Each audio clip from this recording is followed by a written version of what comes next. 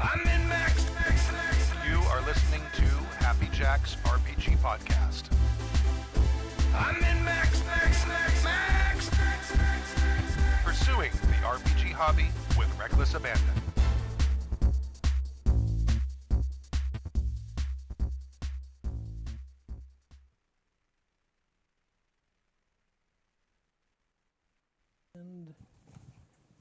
Good evening, ladies and gentlemen of the internet. Hello. This is Happy Jack's Podcast, RPG Podcast, Season 19, Episode 7. And none of the usual people you see in these seats are here. Because it all belongs to us now. We control the horizontal. We control the vertical. And we control the soundboard, so... And we're on time! So there! Achievement unlocked. Suck it, A-team. On time. That's Well, right. one of us isn't. That's the... Well, yes. Oh, okay, so yeah. We can talk about So that. Well, anyway, our... let's go around real fast. My name is Kadave. You may have seen me before around these parts. To my left. Tim, teleotic on the boards. Very good. And he was on last year for Yeah, our B-Team just Takeover about, show. just about this time. Yeah. Yeah. Once a year we let him in. The restraining order goes back in effect tomorrow. Once a year, you like to have me be on the show as opposed to telling stories about me on the show. I think is what it comes down to. That's fair. You That's know, fair. That's fair. You know. And then I am Steven, Clockwork on the boards. And we are expecting one more who will... Yes. Is he on the intro? He is not in the chat room.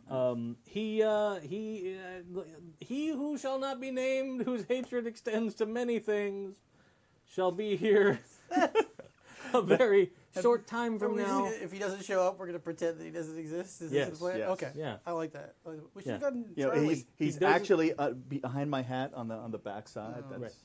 And he has to come out like a you know. cell. We can make splitting short off. jokes like he just doesn't. You can't Reach just over see the him table. under the table. He forgot his booster seat today, so he may join us as soon as he finds it and gets off an airplane from the north. One of the North friends. Anyhow, let me get started with some of this information. Why don't you get started with some of this information? You Yes. should get started with this information. In tonight's episode, Do you want to say how they can reach us? no, Well, fuck you. because that's on the paper. I ain't got to start at the top of the paper. You do what you do you, buddy. You do you, buddy. Squishing your head. You do you. I do this once a year, and I'm more on the ball here than you guys are. Probably. I'm doing just fine here. Yeah, sure.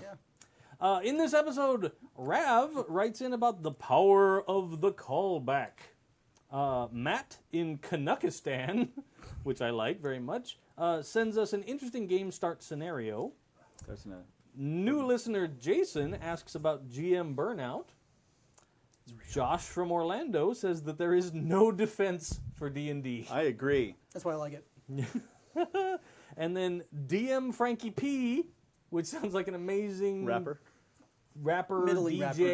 Maybe. Middle Earth rapper. / game master, sends a GM horror story, which are our favorite, and a request for advice. Which is the wrong episode for that. So Let's see what we come up with for We, DM Frankie P. we apologize already. If you'd like to reach us, you can email. Or if you would like to reach the normal folk, you can reach us at happyjacksrpg@gmail.com. Social media, Twitter, happyjacksrpg, all one word. Also on Instagram. Yes, at Happy Jacks RPG at Instagram. I was unaware that we had an Instagram. Yes. I should do that thing. You can sometimes see photos of us sprawled about the table during games. Ooh. Can we Yes. post to the Instagram tonight? No, I No. don't have access to any of that. They don't Because trust they us don't- that much. And No, do no. you blame them? I don't. Nope. Yes. Kimmy would assassinate me. if Pretty I- much. And also, if you would like to watch the show live, you can find it at happyjacks.org/live, happyjacks.org/Twitch, or happyjacks.org/YouTube. Or search for Happy Jacks RPG Live on any of those streaming It's sites, remarkably and you will consistent. see us. Yeah, shockingly, I think it's it's a good easy call. to find us in many places. Yes, Yeah, the Tim that's with us tonight is not Proby Tim. No. No. This Tim has actually been on the show longer than Proby Tim, just less frequently. Intermittently, yeah. Yes. Yeah. He has a long... Quality, not quantity. Yeah. I appreciate that. You are a quality Tim. I have Tim? I have The qualities. Tim that's with us tonight is an amplitude modulation Tim. Proby Tim is a frequency A modulation. baseline Clean Tim. shirts is not one of my You're qualities. a but, baseline yeah. Tim. I think All other actually nobody Tims shall can be see that 'cause gauged it's behind your against name you. tag. Oh, okay. Yeah. Did we all have little floaty names? There's nothing there to see. Yeah.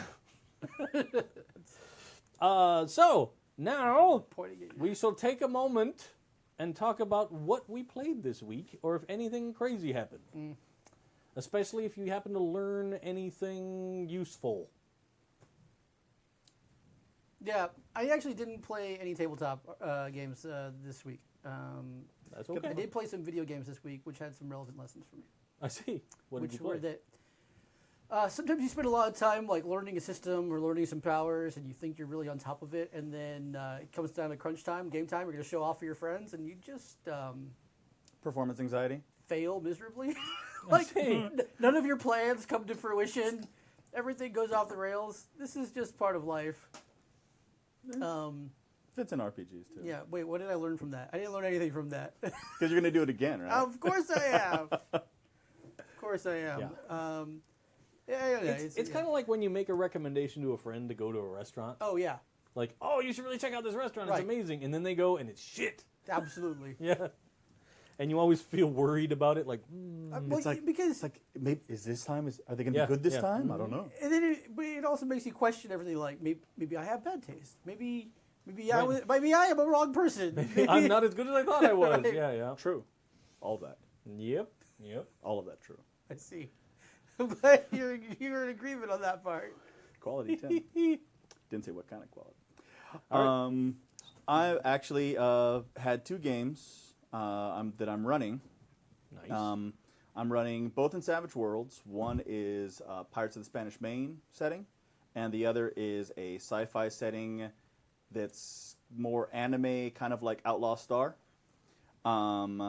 And one thing I learned is that you kind of never know what because both are kind of sandboxy in their setting, but you never know what a group is going to actually do. Because my Pirates of the Spanish Main has, and they know this, they're a bunch of assholes. The pirates. They're pirates. No, the players themselves Yeah. are assholes. That's Some of the visitors of the shit zombie game that many yes, of you have heard the about shit before. zombie. Like players from the shit zombie game are the players in the Pirates of the Spanish Main. They took over a Spanish ship and are now like their whole charter, their articles and everything. They've decided that they're going to liberate slaves. That is going to be their driving force. And I was like, oh wow, yeah, fair play to the Queen. Like that's really cool. I did not think that was going to be I was thinking pillage and set everything on fire. But then my group that's filled with like teachers and social workers and good-hearted, like there's a paramedic, like in real life they all do these amazing empathetic jobs. They were going to let a space station die. Like they're like, oh, so we need to go and break into this lab and stop a virulent biological weapon.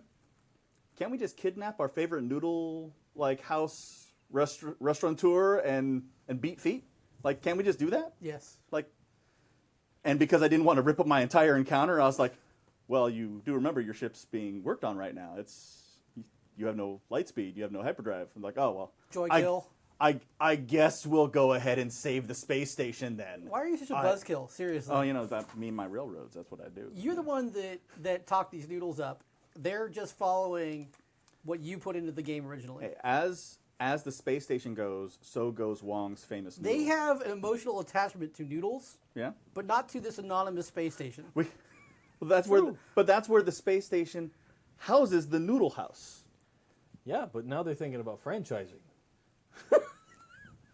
They were just going to kidnap the dude and run. See? I know their mind. Yeah, it's What you're talking about sounds like something we're going to talk about later, which is and goes into my theory, which is that the most socially progressive people are joyful monsters in game. There's like an inverse relationship, pretty much.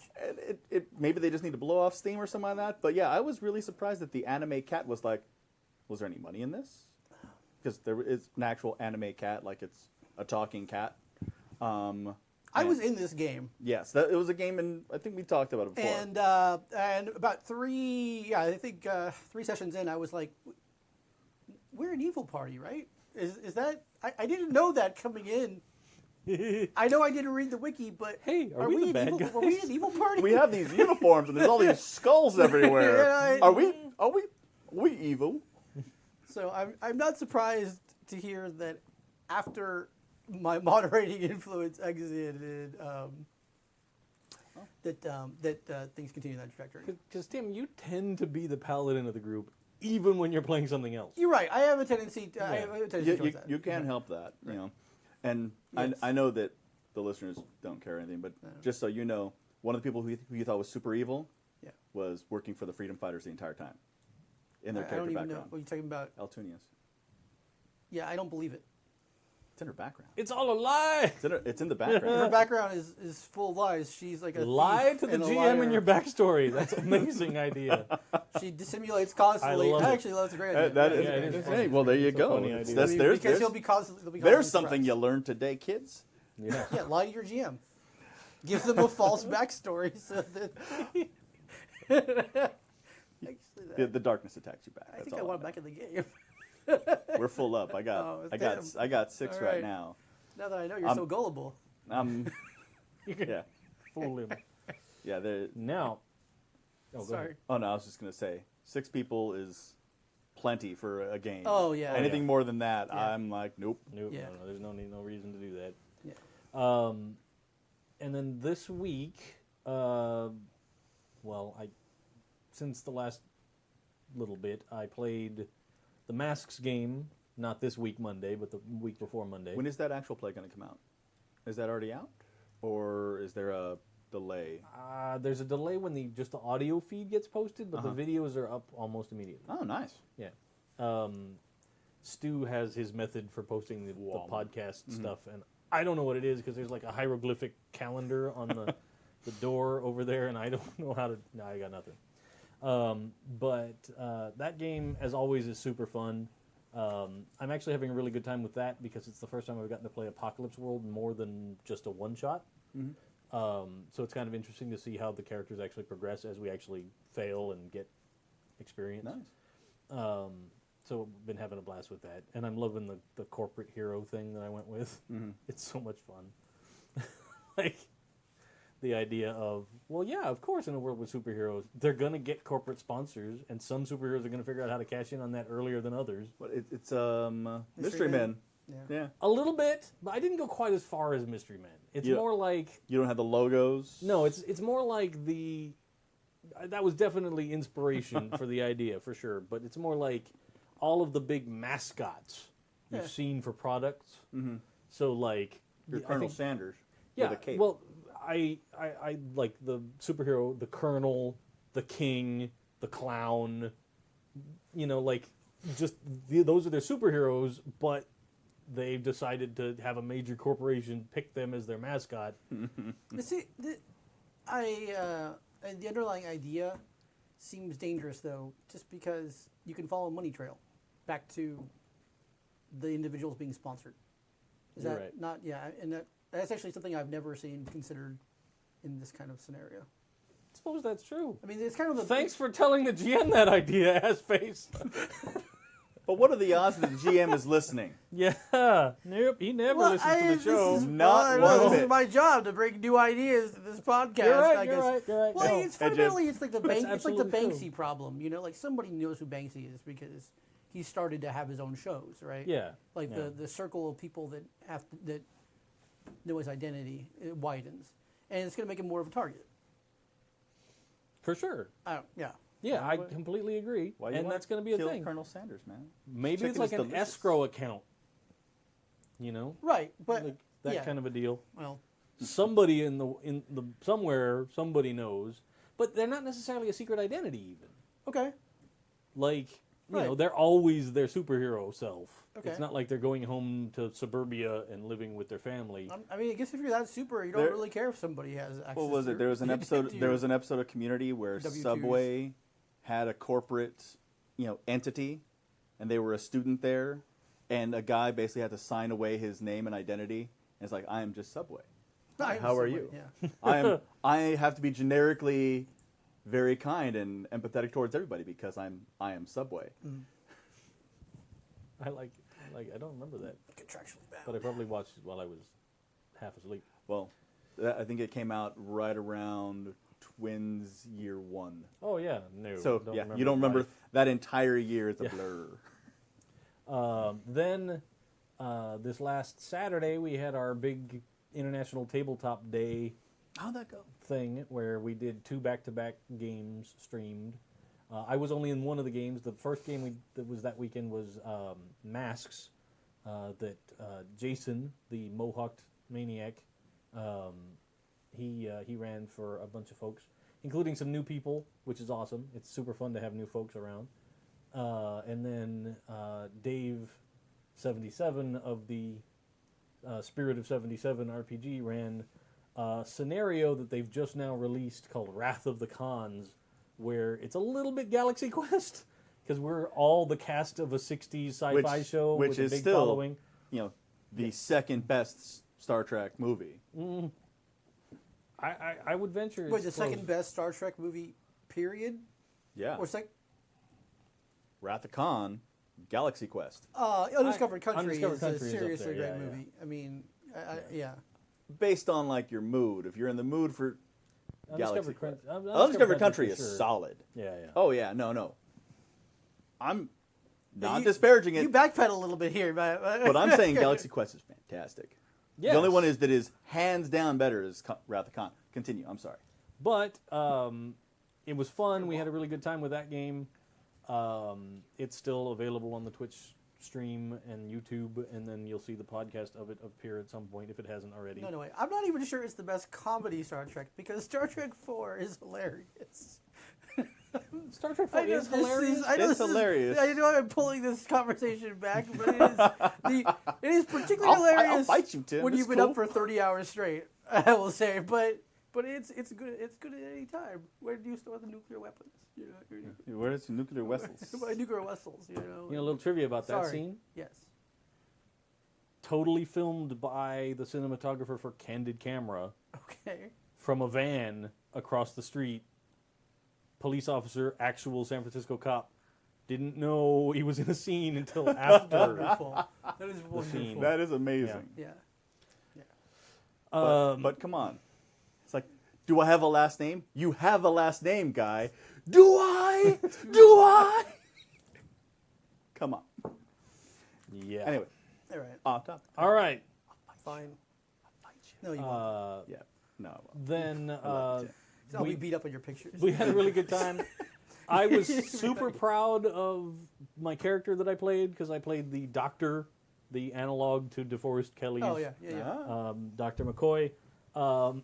And I practiced something before the game doing the like angry DeForest Kelly eye twitch. Share with the Like group. Yeah, you're the an just- HD, you can do it. Yes. Yeah. Yeah. But nobody picked up on it the whole game, and it wasn't until the next day when Dave was watching the video again, and he Nice. went, then I see this thing appear in Slack, and he's like, holy shit, Dave was doing the eye the whole time. And I was like, Method, buddy. Method. you got to get in there. That was awesome. And then this last Monday was our momentous Tomorrow Legion Savage Worlds Rift game that I ran, which was a lot of fun, especially because we managed to get a remote player into the game with Bill on Skype since he was out of town. That worked amazingly well with only a couple of minor things that we can improve for doing that in the future. But we're super excited because it actually worked. So that means we can think about doing stuff like having a remote guest now and then on just the regular podcast. Those things can happen in the future. The future. In In the year 2000. many, many years from now, In that when the distant calendar is future. forgotten. But let us go ahead and move on. Let us continue. For it is time for the featured email. What's up? Stu didn't trust you with the soundboard, did he? Dave doesn't need a soundboard. He did. I can make it work. Make it work. This is every time I come on this show. No. Nope. It's a struggle with the You sound. dress in the manner of a male prostitute. Oh, we can't hear what it is. I wish I had the headphones on now No. so that I could get So you That's can a damn shame, isn't it? experience the delay. Right. the delight and the The delay. legendary copper. Here, I have some headphones if you need to borrow some. No, yeah. There's some down there. I'll just wear them. What It's the like hell? the Where would earmuffs. we plug it in? I don't even know. It's fine. This is an air conditioning unit. It sounds like. Oh, Yes. it just, that air conditioning unit was really loud all of a sudden. Because we're too hot. Yeah. So incredibly hot. I think Lure calls it Honeywell. They've named theirs. Here we go. Here we go. Let's do it. The power of the callback from Rav. Greetings, my douche misers. Or Bizarre. douche miser stand-ins. I like the douche miser because I think about the heat miser. Hey, Mr. Rankin and Bass like a douchebag, animated clay douchebag. yeah. Yeah, be pretty good. Hey, Mr. Good. Snow. Yes. There's certain I'm values of Mr. good. Douche Miser. It'd be so hilarious. I'm Mr. D. I'm Mr. Douche. It's too early to laugh at your jokes. It's too early. Drink some more. Keep drinking, we'll get funny. Keep drinking, it happens. This is Rav from, I assume, Virginia, and not Virginia. the Veterans Administration. Could be both. And I would like to regale you with some of my recent events in my Norse campaign and the satisfying payoff of the long callback.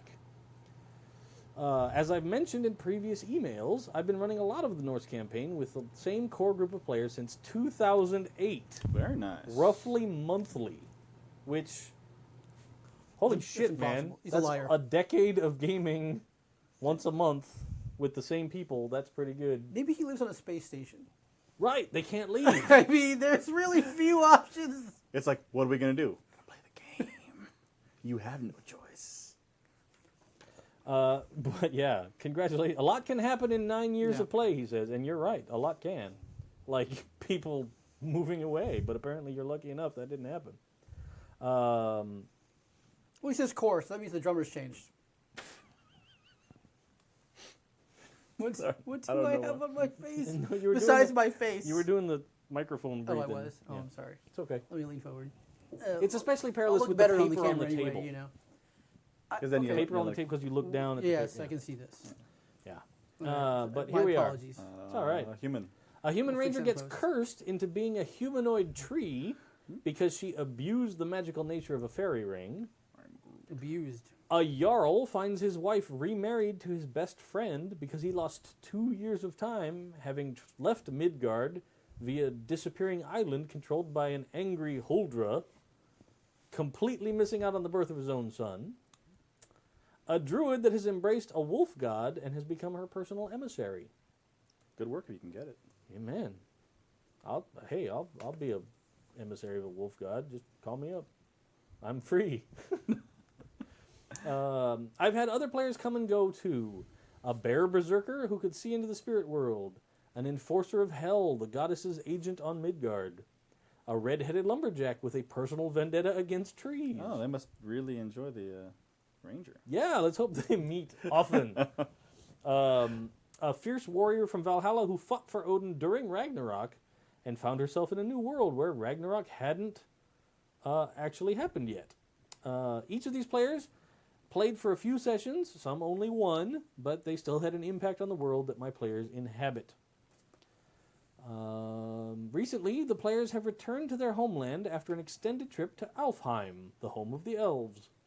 Only 2 days had passed on Midgard, despite having spent 2 weeks in Alfheim. It's a good thing elves live a long time, because otherwise they really wouldn't last that well.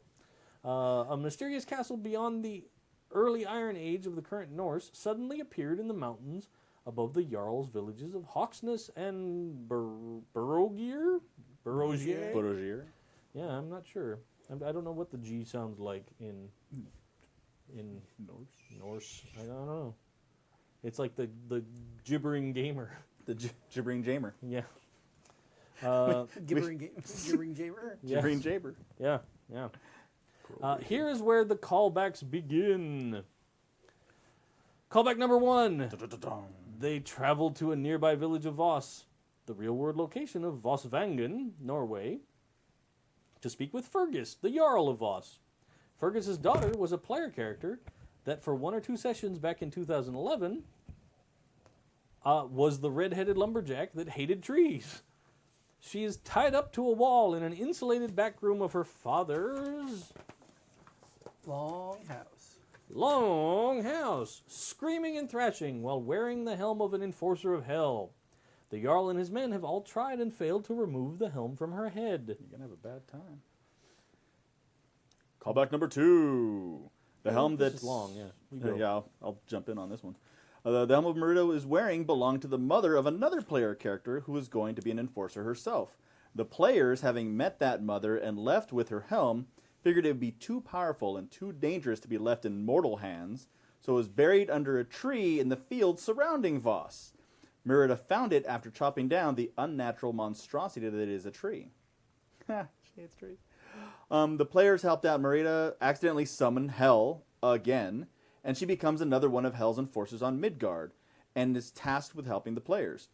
They go to visit the nearby druid for more help and information about the mysterious castle. Callback number 3. Very game showy. Sorry. The druid has in her care 2 children, the quarter-elven daughter of the bear berserker and apparently the clone daughter of our cursed tree ranger. The players knew of the berserker's daughter, but the tree clone was new. Very early in the game, 2010-ish, the cursed ranger found herself trapped by a witch that had managed to steal a leaf from her head before the ranger escaped. The witch, not knowing what to do with the rapidly growing child, entrusted the care to a friend. The player, and hence her character, have a soft spot for children. She fell in love immediately.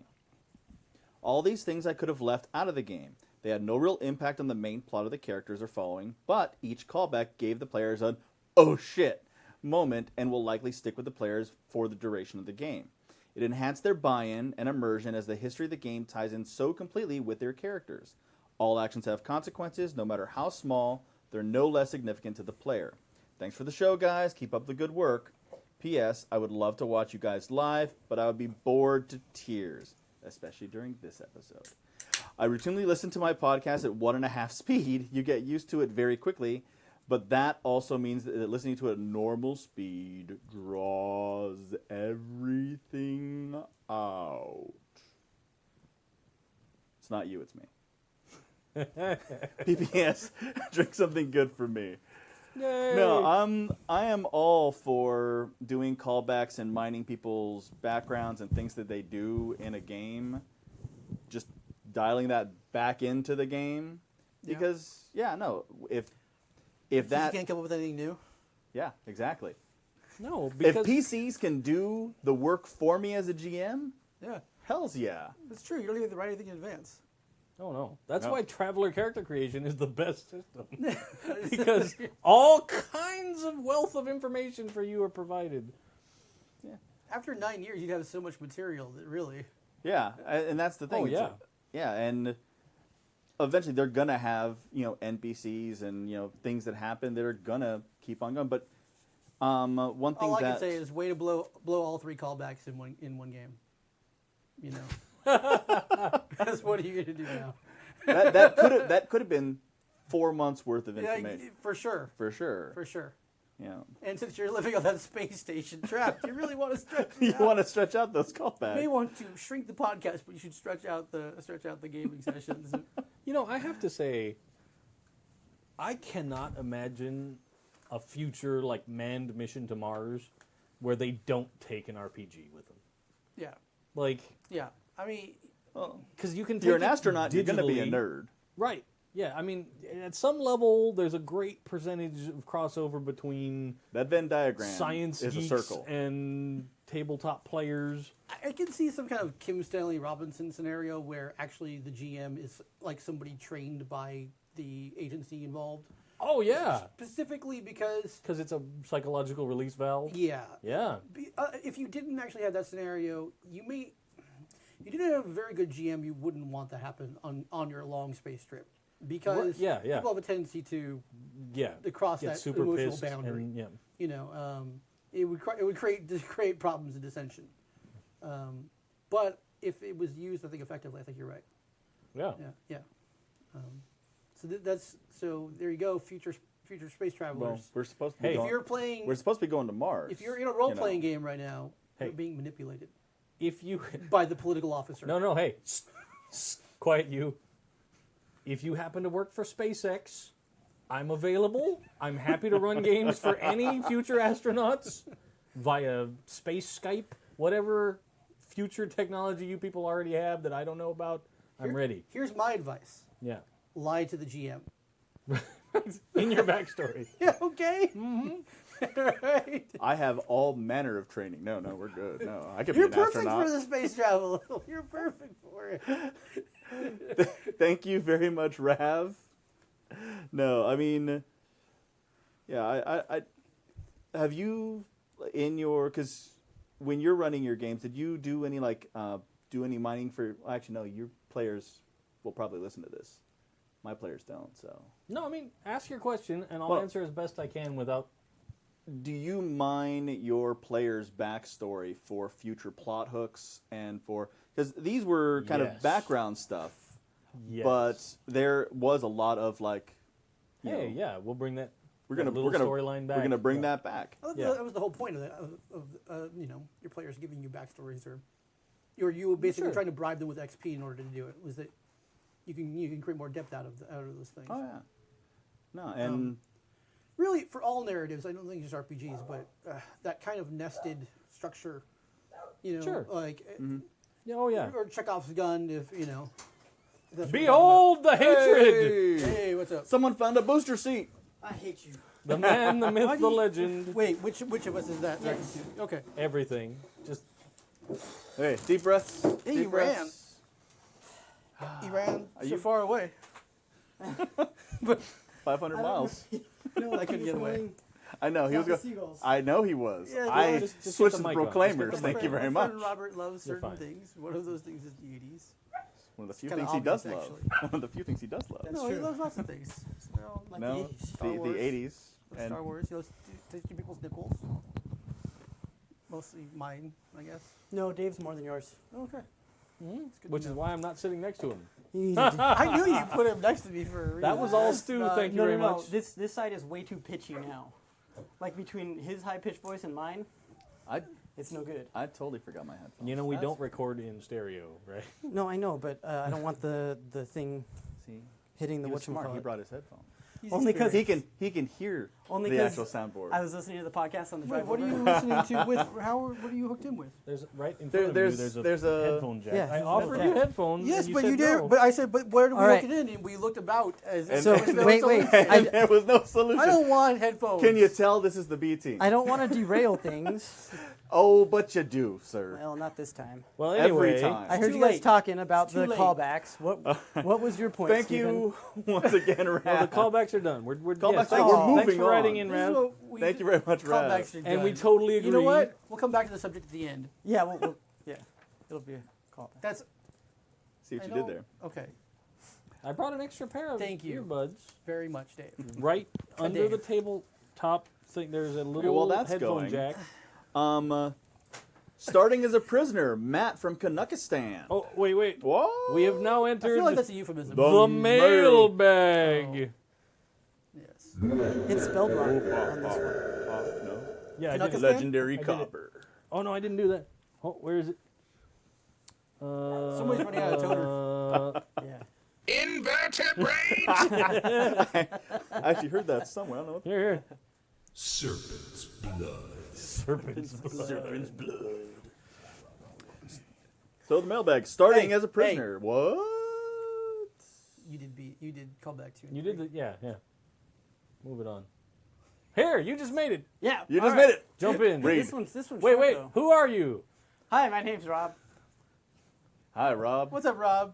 How you guys doing? Oh yeah, just hamming up for the camera. He has forged his way through the Valley of Hate to get here in time, Known as LAX. known No, as Burbank, the Central thank God. Valley. Burbank? Oh, Jesus. Thank God. Yeah, good call. Otherwise, I'd still be driving through South Lakes. Anyway, starting as a prisoner.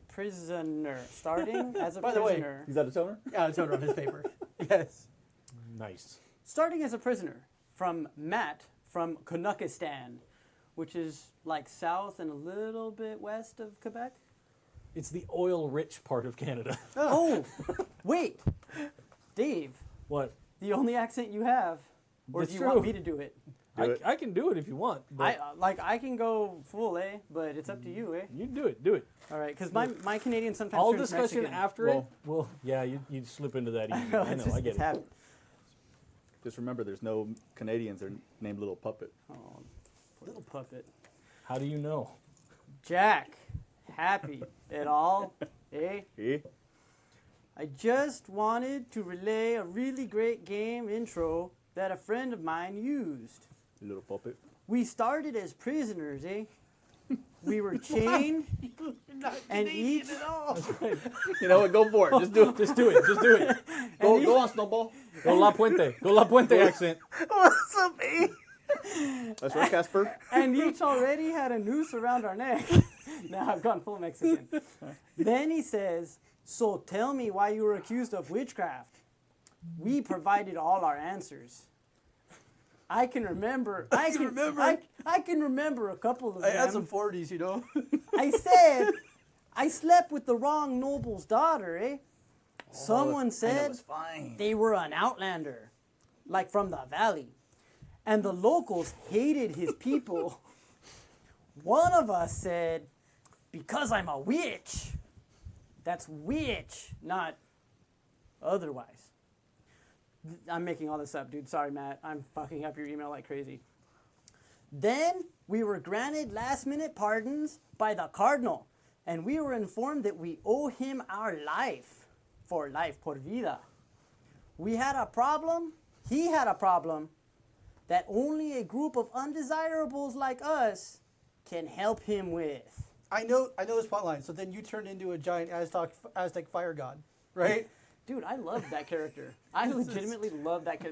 That was the best thing about Suicide Squad. Maybe the only good thing Maybe. about it. I saw it on a plane, so it would entertain me. I actually was kind of so amused by your bad accent that I didn't gain any of the content.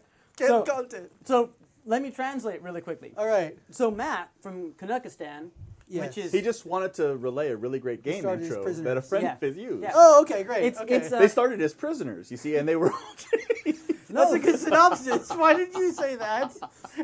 but basically so Matt, they all started as prisoners, and then they said, so why were you prisoners? And everybody gave an answer, kind of like what we've done for all of the Apocalypse World stuff, Okay. and including the D&D game that we're in, like where they set up a scene and they said, okay, why? Which Stork called contrived on the last podcast. He says that those questions are contrived, and I think that's a whole debate all in of itself. But Let's bring Stork in here. Let's fight him. and that's a callback. So Thanks, Rav. but I One of three. like I don't know. I've already offered to fight a couple people. I like what like each of the answers were individually, but then Yeah. also like having the cardinal jump in and be like, okay, now you owe me your life. It's very different from the start of you wake up, you're in prison, and there's a bunch of people next to you. What do you do? Right, which is the usual, which is a very common kind of Yeah. starting trope. It's like, It's well, the evil you all- tavern. You all meet in the bar. Why can't we meet at a Panera Bread. That's Panera what I Bread? always say. It's like, but we It's all always meet in gonna a be bar. You We know? needed a Panera Bread. It's 2000. We're playing in outer space. Why are we still, But granted, why no, don't we meet at the guy's office? the really good thing about this intro though is like what you were getting at is they all had to give their own reasons, and that gives them a little dig bit it. of Yeah. player directions. This is ridiculous. You're a bad person. Why are you bad? Why are you a bad Maybe person? you're No, not, but though. it could be like one Why guy are you wasn't in jail? bad. He Why was are you just in jail? born that way, What like did Lady you do? Gaga. You're born He was that just way. an outlander. I don't know. That's not bad. I'm not saying. It's not saying that the executioner's right there going, so why am I hanging you today? It's not what did you do. It's why are you there. It's a why are you there? It I doesn't have no necessarily have to problem- be like the executioner saying, it's like, so what brings you here today? It's like just like why are you here? And that gives you some character direction. I have no problem with asking characters for backstory, but this is putting them on the spot, having them make up something that is gonna. I mean, which Role playing?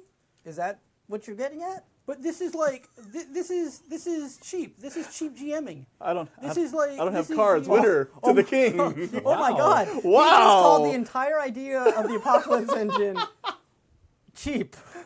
Cheap GMing. I think this is cheap GMing because this is. Is it contrived? This is contrived. It's not contrived. Thank you, Rav. It's actually the opposite. Oh wait, no, wait. What camera It's the am I looking opposite at? of contrived because because the GM did not contrive to provide a story to bring them together or anything. He Well, no. made them decide in the first session. Well, no, like, the all of a sudden we're GM the GM did bring a story. The story was the cardinal gave him a pardon because he needed some undesirables, Yeah. a squad that is expendable. Cardinal MacGuffin says, "Go out and get Father MacGuffin for me." Basically, where I see this is that They're brothers. what? That's why he wants him to go get him. His brother would be at least a Monsignor if he was a cardinal. That's fair. They're not very good brothers. Newly crowned. I will say cardinal. this proves that if your players are But MacGuffin's engaged, I family guess is there's no such bad widespread. there's such these bad storytelling. But this is no, there is. this is derived from a very recent movie, and I think that it's cheap to have your players have to tell you why they're there in the beginning of the first session. In all fairness, with the what's the backlog of difference emails, Providing a it may backstory. have come out before the I Suicide don't know Squad. if we're that backed off. But it's like the player telling them why they're in jail is just them giving you a backstory. When I had you in my game, I did the same thing. Yeah, but you gave us time What- to think about it. but I gave you time to think you about gave it. us parameters, and But we it's actually we went with something that actually was meaningful to us, as opposed to being put on the spot and having to come up with a one-word answer for this jail guard. You know, like, Some of us in this room have a significant amount of quick mental flexibility. Others are more analytical in nature, which isn't necessarily true. a bad thing. That's but, true. But that's very interesting because most of the Happy Jacks cast, I think, have, because of the years in Ren Fair and having to play on the spot and the improv and stuff like that, do come from that mental flexibility. Whereas Tim is seeing this in a completely different way. Well, and which, I can see where some players may not be entirely comfortable with on the spot. Yeah. that's And- fascinating. And as long as a GM has that flexibility of saying, okay, We'll come back to you. yeah, Could you do it in 3 or 4 minutes after hearing everybody else kind of give theirs and Sure, give but something that you're comfortable with? fundamentally, when I'm creating a character, I'm going to be happier with my character. I'm going to feel more invested in my character if I actually have time to come up with the backstory before the game starts than if I am forced to invent a reason for me to be in jail in the first But session. it's not to say that You know. these people didn't base their answers on their backstories that they already created. Yeah. see, because this is just You're right. This but is I'm just a going quick off this blurb. paragraph, right? Because I'm saying that this sounds to me like a GM. And maybe I'm just being ornery here, but Maybe a it little sounds like Man, Tim's angry. angry this sounds man. like a GM that's needs to like, chill I don't out. have anything prepped. You guys are in jail. Why are you there? You know, it's well, no, because this sounds like it's the That's what it sounds intro. like to me. It sounds because it's an intro to a campaign because he already has Cardinal MacGuffin there. So who's to say that he didn't do but even that, what even like that I is did, such where a, it's such like a worn out trope. You well, know, no, but who's to okay, say that? well, you guys did that stuff. Now Well, we have this one guy's paragraph. I give you pardon. Who's to say that the GM didn't send out an email before? It's like, hey, you're going to start off in jail. Think about why you were there. Would you be fine with that if he gave him a Yeah, week? I would. Okay. I would. I'm going to say I would be that better Matt with that. Canuckistan's GM did that. Well, Because that's not mentioned in this message. Well, that's true. Do you But And I trust guess in what Little okay, Puppet? okay. Trust in Little Puppet. This maybe what I'm really saying is, well, then don't be the dark side version of this. Don't be the lazy version that prompts this scenario to occur. that has people show up with characters and then goes, you're all in jail. Right. Why are you in jail? I got nothing to play. Yeah, you know. Yeah. No. I've played in that game. But actually. yeah, I mean, I'd rather I've been in that game. not have that because that's the worst. And now this makes me want you, Tim, to go to either a convention or one of the one shots they do here, where they engage in the apocalypse world or engine, right? Because it's very much you sit down together and the GM will put you in a scenario and say, okay, what did Steven's character do that really pissed you off? What did Steven's character do that really pissed you off? Just Everything. It'll be that. It'll just be a generic it'll be question. just a general Everything question. all day long. And it shapes not only your connections together, but it could also shape the story farther down the line. So, for instance, in D&D, the D&D game that I'm playing every Sunday with Kimmy, Jib, and Gina, Deserts of Despair. Deserts of Despair happening HappyJacks.org/actualplay. this Sunday. In 48 hours, Dun-dun-dun. you will be engulfed in despair. Serpent's or blood. deserts. Deserts? Or Desserts? both. Yes. Well, it's weird because Buttery dessert. You'll be in the flan of suffering. no, the dulce de leche of horror. I don't know. It was the only Mexican word I can think of right now. But why does he call it the Deserts of Despair if we're mostly in a coastal town?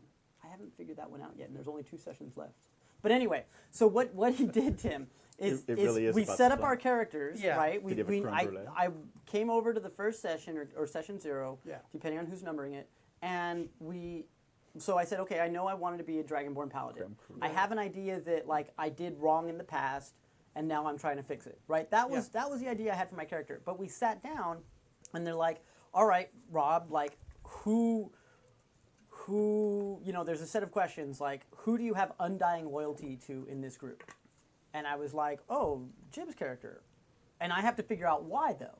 Okay. Right, and so that helps me build out that backstory, and not all the answers have to be done at that moment. Some of them do, but not all of them. And so you can go and you can let the first session play out, and you can think about it, and you can say, well, okay, going back to what Matt from Canuckistan 13 said was why you're accused of witchcraft? Well, I'm a witch. Well, how did you become a witch? Right, that's backstory that's that you something can that fill you in can later fill on. in later on. And we did something similar with Outlaw Star when I, basically had the card draw. It's like, okay, you had a club Right. in between these 2 people. During character creation, but And then that- we had but- time to think about But yeah, what it was. So This is what I guess what I- it's a timeline. It's how much time you have to I think about think it. time is is I actually think a your really issue. big Which- thing to me because, and yeah, maybe I Yours more don't feel analytical. as confident about improvisation, right?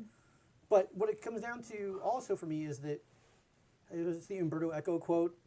The first thought that comes to your mind is it is by definition superficial, like Wait. you. Go away, Baton. Go away, Peyton. Just keep talking. It was funny. Trust in the I threw soundboard. away I threw You didn't away. trust in the earbuds. I know. But bring I it back gave you over. a chance. Oh, you did. I'll take it if you think. Trust in the earbud. I'm somewhat tired of trite narrative, and sure, if you have a group of seasoned players that are excellent improvisation, maybe you won't get trite narrative when they're put on the spot. Or if you are an absolutely new player, for whom role playing is this great open country, like you won't have experienced some of the tropes and the repetitious backstories that you get from I have no family. years of gaming. This whole thing here strikes me as trite. Not just because it was the plot of the Suicide Squad or a million other movies, like. He doesn't say when he used it. It could have been like 3 years old.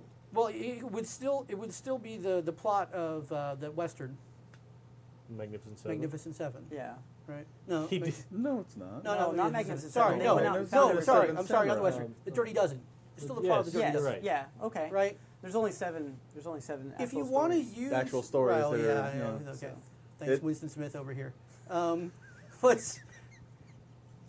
Let's. I'm just saying that if you, for somebody like me that's in the middle zone, this is going to lead to something trite and uninteresting to me. Well, that's where Because I'm pointing now like, oh yeah, okay, yeah. Well, You're like, that's where it came comes with the same into story that I've your heard a million GM times, has right? to know what kind of players that they have, and a GM like if Dave was running a game for the Happy Jacks crew, he could probably toss this out because people are used to improv, but And look you at know, something outrageous and creative. but that'll if be I amazing. Right. when I was starting a game where 75% of the players had never played before, I gave them a good solid couple weeks to think about that, and that's just GM knowing their players. Right. But This guy enjoyed it. That's cool. I don't want And to that's take the main away thing. from his enjoyment of a game that he was in and that he liked, and he liked how it started. Sure. But to me, like I'd be like, yeah. Well, You burned okay, out? So You burned out on that? here's, A little bit here's out. my question for you. Well, Tim. Yeah. I'm curious, and I'm curious using you as my beacon. For I mean, use my own confidence, my own improvisational abilities. You know. You're my current beacon for all the analytical minds out there, as opposed to the improv minds right now. Okay. So if you're sitting here with 3 other players, Right. and you go last, and you've heard their improvative improvisational narratives with their ideas, and then it comes to you, having soaked in that 10, 15 minutes with all those ideas, would you then feel more comfortable giving something that you think could be foundational to your character? I am for sure in that scenario going to be able to pull out details and come up with something better than I would have were I the first person, that had to come up with the story. Yeah. However, I still don't believe that I would come up with something that was as unique or as interesting as I would if I was given more time to do so. The backstory I have in your Outlaw Star game, yeah, there were a couple preset relationships, right?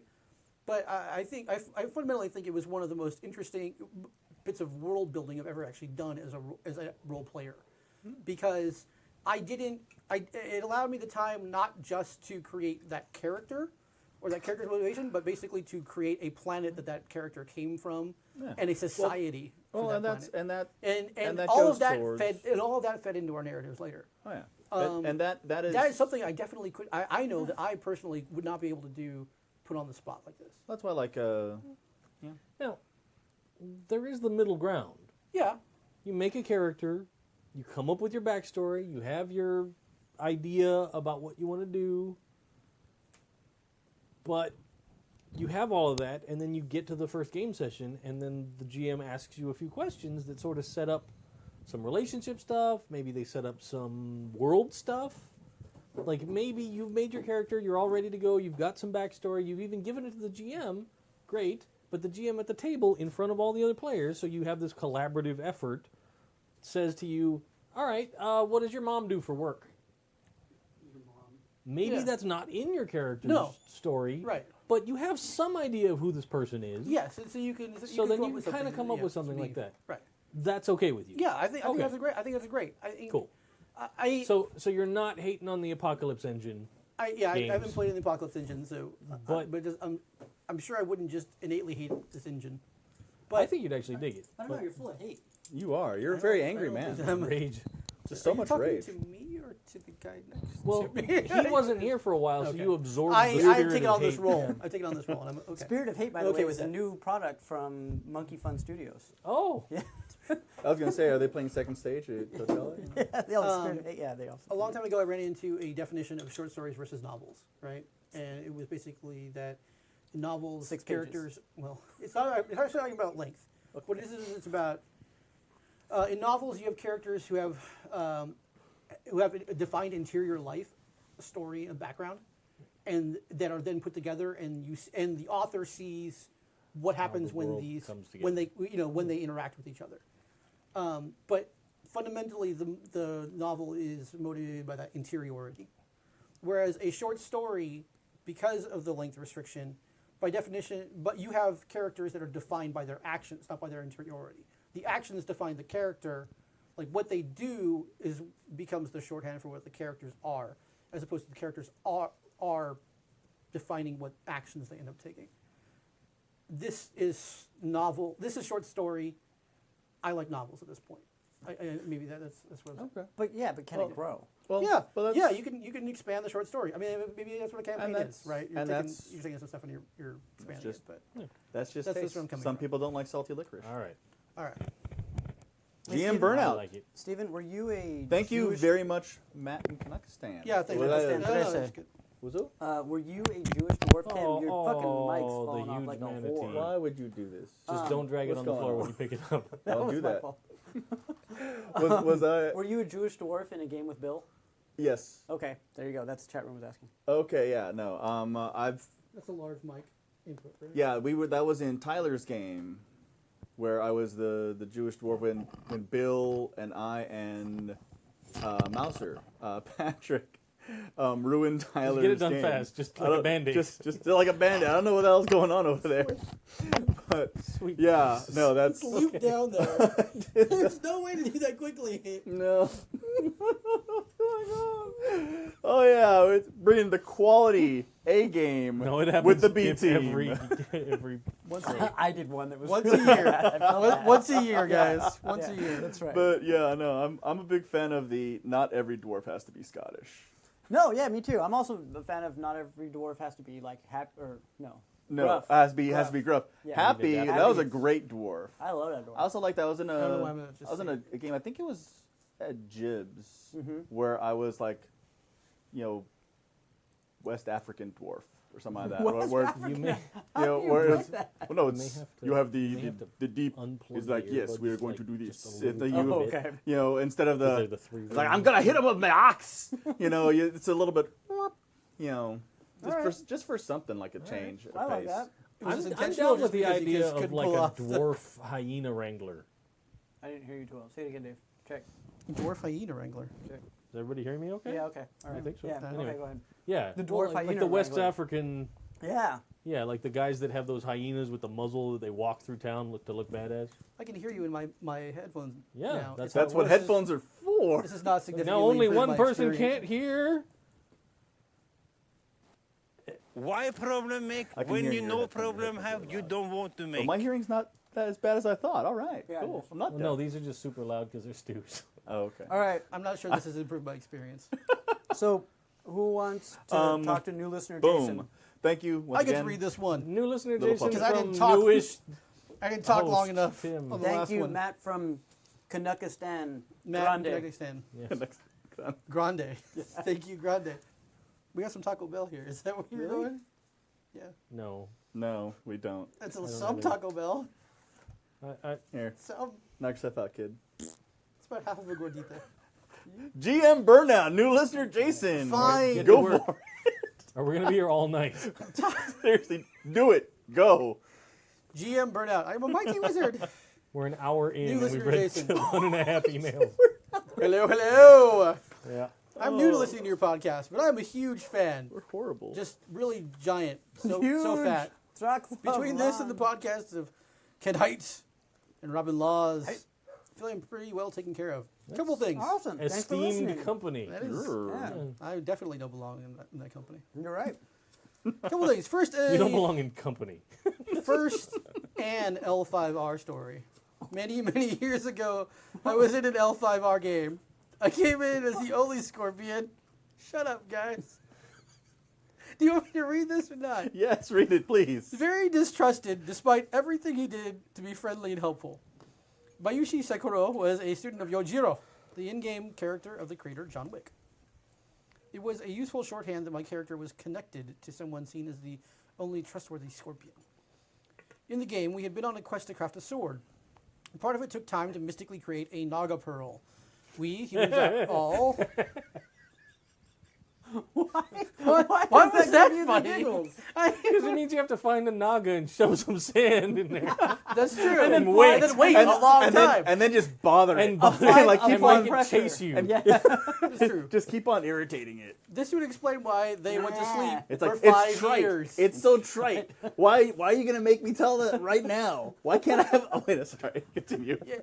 Do you Call want, back. do Thank you you, want a Raph. pearl Oh, made Lord. over the Thank you. weekend? Thank you, you Raph. want a pearl that For the was crafted callback. over 5 years? Keep going. Is it even a pearl? It's just some gritty crap inside of a clam. Anyway, We're never coming back.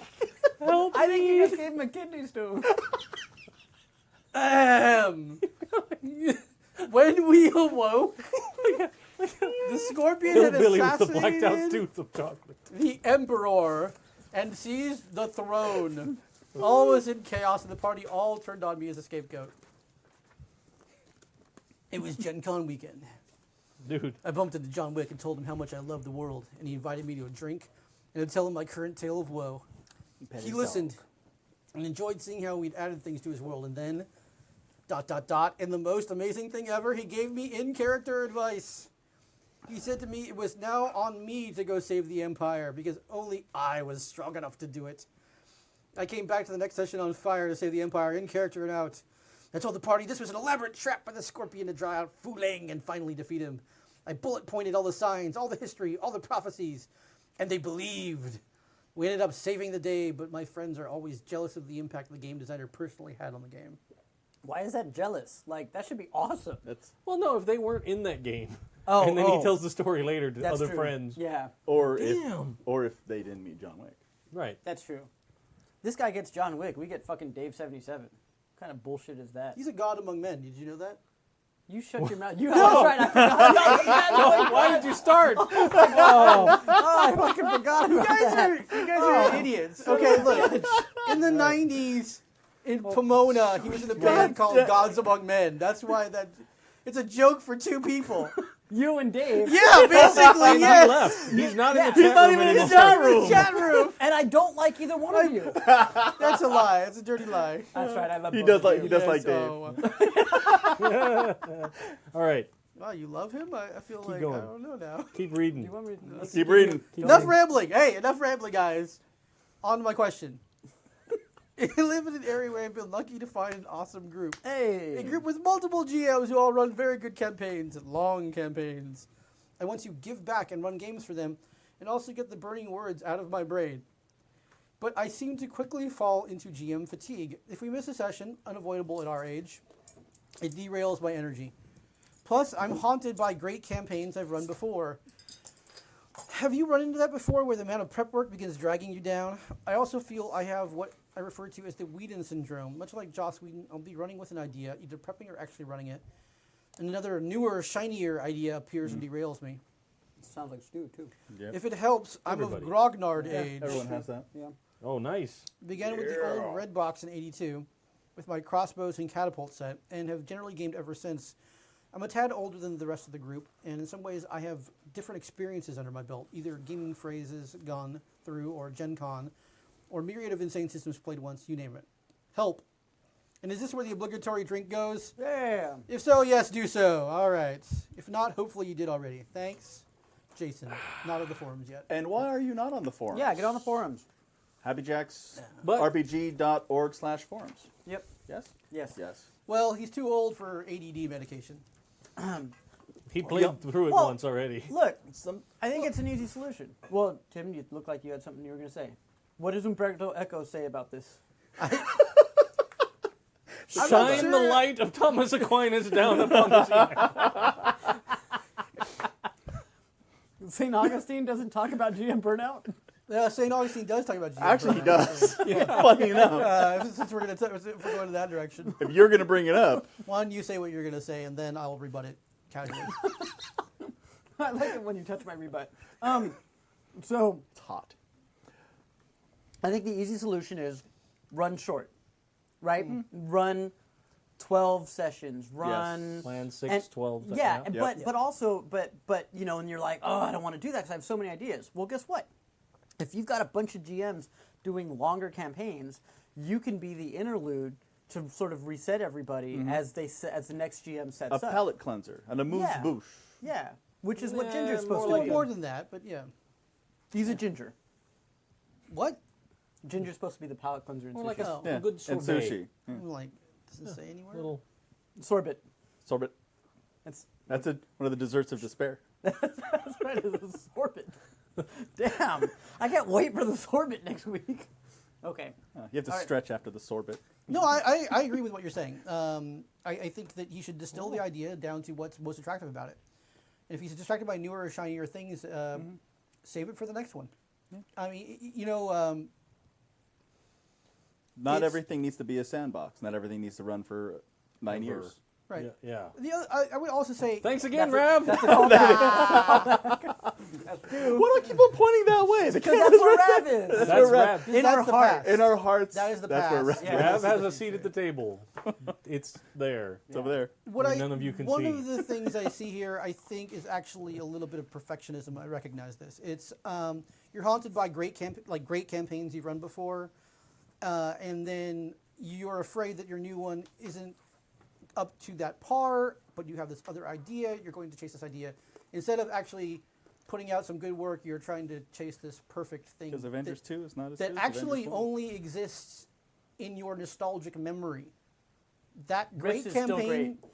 Yeah, no, that great campaign that that you remember was great, I am sure, but it probably also had lots of boring parts or it had lots of just average parts. Those things That kind fade of away. disappear and fade, and it only becomes this highlight reel, which is why, yes, like our we all friendship. loved all those riffs so much. Yeah. Yes, tonight I will take a lot of drugs, and then tomorrow I'll only remember the good things, Rob. Only. So nothing. So blackout. That's kind of the solution, I guess. No, I mean, it's just don't. Also, every time that he talks about having a good campaign or good ideas, he's putting himself in scare quotes. It's have some more confidence in yourself. But no, Seriously, and they're really- not. It wasn't a great campaign. It's a great campaign. It was a great campaign. But really, a lot of it is just the simple solution is plan for 4. And if you have enough material in your head for a 9-year campaign, then you know what? You break that into episodes. Season 1, episodes 1 through 4, and then someone else runs for a while. You kind of, and then when you jump run back something into it, different. or run something different, and then you jump back in. Yeah. And I think that's probably going to be the best way to deal with that burnout. And on occasion, like what's great is if you have a lot of players in your group that also GM, then you can get kind of like brush that off and get back into playing, and that kind of renews your creative juices when you jump back in the GM seat. That's what, like Bruce right now is, Taking a break, right? he's taking a break from our GMing, and he's playing in the pirate game, and he's like, I'm getting emails about like, oh, this is what I want to do, and this is what we're like. He's like into it because he can take a break from world building, He still has that drive to create, but now it's focused on himself which as opposed to which you the need wider- every now yeah. and again. Yeah, absolutely. Thank you once again, Jason, and join the forums and yeah. Welcome to listening. welcome. Wait. Welcome, Wait. welcome. Wait. Oh, Wait. How's that for a chopper? Why does Charles Nelson Riley have anything? because I forgot what that one meant. Oh, we need some Hattori Hanzo in there or something like that. Welcome. Oh, that'd be a good one. You speak English very good. You speak Japanese very good. Keep talking, dude. Welcome to Costco. I love you. Are we still soundboarding? Yeah. Dave. Could Dave you up? Yeah. Because, you know what? Oh, great, because I got the controversial stance. That's right. I'll do this one too. That's fine, I'm ready. Let's do it. Here we go. There's no defense for D&D. Josh from Orlando. What, like, is it No. defense or, like, defense? Because, like, I could No. put, like, a 4-3 scheme in there, and it'd be fine. Like, no one can get around it. Zone. Stop making your sports ball jokes on our RPG podcast. Get some zone in there. But the shooting guard's really fast. You gotta go Let's slow. get right to this, shall we? D&D Regardless D&D 's of the Clippers. addition of No D&D, combat is too long and inexcusably boring. Amen, brother. Wait. Don't make gestures like that right near your microphone. Oh. Yeah. Grippy. It's his pecs. That's also how you get kidney stones. This is the worst sermon ever. Continue. I'm back. I was ready. My body is ready. Wait. To enjoy it, I should be shouting out purple pros with every swing of my weapon. Yeah. Oh, I see. So now I've stabbed my opponent 15 times, and it's not dead yet because hit points are an attrition system meant to convey stamina and not blood gushing everywhere. Yeah. Is it the DM's fault? Combat's going on too long? Oh, good. I hated that guy. The stupid DM was just using the mechanics directly from the book. This D&D game has been house ruled since the 70s, and it's still not fixed right. This must be that 9-year game from before, right? I was sure it wasn't the fault of the monster stats with 1 billion hit points and a secret AC of unknown quantities. That's another thing. Why is D&D so fucking secretive? He actually wrote effing to be polite, but no. Fuck that. But we Fuck fucked you. that. Fuck that Fuck noise. that business. This has to be some leftover Gygaxian nonsense where the DM and players were playing against each other. Huzzah. I struggle to think of another game in which I could go into combat and not know the target number for my attack. Savage Worlds, GURPS, Call of Cthulhu, Traveler, Apocalypse World, etc. Why can't I know the monster's AC? You can. Am I somehow going to roll the d20 better with that knowledge? Yes. It's a good Oh, solid point. Lord! Then there's AC! We're not going to talk about that. Oh, I like soak. Stop it. Stop it. Stu's going to come boiling out of the house and beat hold you on. with a stick. Hold on. That was a callback. Thanks, Ravi. Thanks, Raph. Wow. It's simple, I guess, depending on feats, special abilities, or Thaco. Or Thac Zero, as some may say. Gibbering Jamer. Taco. Please don't bother telling me which edition got it right. 5. But is AC completely fucking illogical? Yes. Choose nearly any other RPG and you have a more dynamic, interesting, and inherently shorter combat. True. Some are more complex, but some are not. Call of Cthulhu's 7th edition, with all of the flaws I find with it, has one of the great rules changed that I would use in nearly all D100 games for simpler combat. Sorry. All this angriness has brought up something Oh, yeah. from It's just below. that's a churning away. For clarity, that was not the soundboard. No, that was live. We'll do it live. We'll do it live. You can Welcome tell to because it Costco. was I on love time. you. Miss you, Jimto. Oh, That- Chinto. Callback. Thanks, Rav. Rav is over here like, that's the soundboard. That's the soundboard timing right there. It's because the buttons are so fucking tiny. No, Dave, you have fat fingers. Not super fast. It's not that bad. My hands operate a computer well. Oh, there's no longer parry. That's where Some you are. would say. Yes, thank you. There is no longer parry. You can still dodge, but in melee combat, parry is now fight back. It is an opposed dice roll, and the better result does damage. Now the defender could get the upper hand in a fight. It makes combat dangerous, and is the simplest elimination of the parry problem in games, where good rolls can make combat last too long because every hit gets deflected. If you like D&D, great! I'm happy for you. But don't try and tell me it's not the monopoly of RPGs. It's long, boring, and the player with the most money wins. It's Wow. a very apt. No, like Monopoly, classic board game, universally. Beloved. I Known. actually was not going to say. Yeah, I was going. I was gonna say Beloved, and I realized known. that I really like Monopoly. That's because you're an asshole. Monopoly. No, A lot because of And people only have ask- the and reason only- to play hold on, Monopoly. because it gives me a long time to sit down and have conversations with my friend while we game. Oh. And you know what? I also like D&D. No wonder we don't play Monopoly for anymore. the exact you're not friends. For the exact same reason. Well, now I look like. I an agree with asshole. everything this guy said. That's why I like and play I Risk. think those are all D&D strengths. Wait, Well, Josh in Orlando. Oh, sorry, Josh. Malifer on the forum. Hey, Malifer. hey, Josh in Orlando, you should tell. What's the other guy's name who's not on the forum? Jason. Jason. Join the forums. To Get join on the forums. Yeah, Yeah, we Oh, kind it's- of did that there. We got that. I know, but Well, I that's want covered. Malifer to tell him because Malifer's on the forum. But how's he going to tell him when Jason's not on the forums? Go to his house. Just drive over there. Yeah. Get to work. Yeah.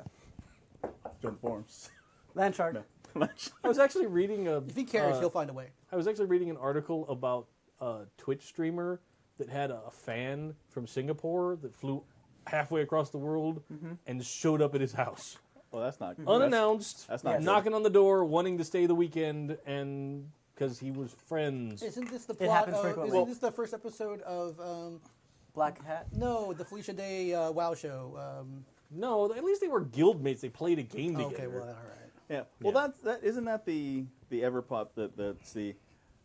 I know this person through the internet, so I must actually know them. That's the Hey Bruce at Right. Ren Fair. Yeah, yeah. You know, it just now There happens is more that often. weird one-way relationship thing. It happens. In I was actually talking podcasts about and that with Nick from this last weekend. Yeah. Pirate Nick. Was it a Pirate pirate? No. Oh, it wasn't that no, one? No, no, no, Okay. no. Different guy. He was here for the International Tabletop. Yeah, thing. yeah. Thought That was the same dude. different Nick.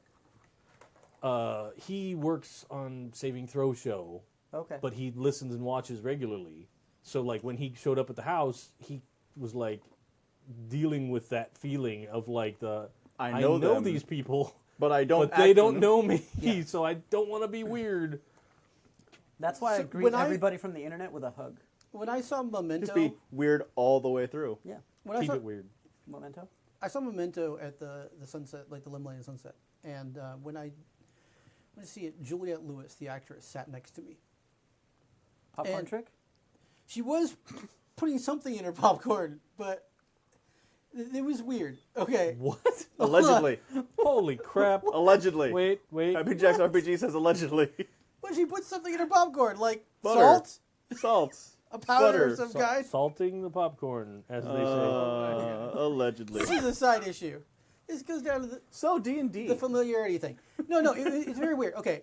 I think because of Twitch, because of stream, I mean, not just Twitch, but all forms of online streaming, more people are experiencing this kind of strange boundary, almost, I guess, boundary violation on one side, but this hack of human psychology.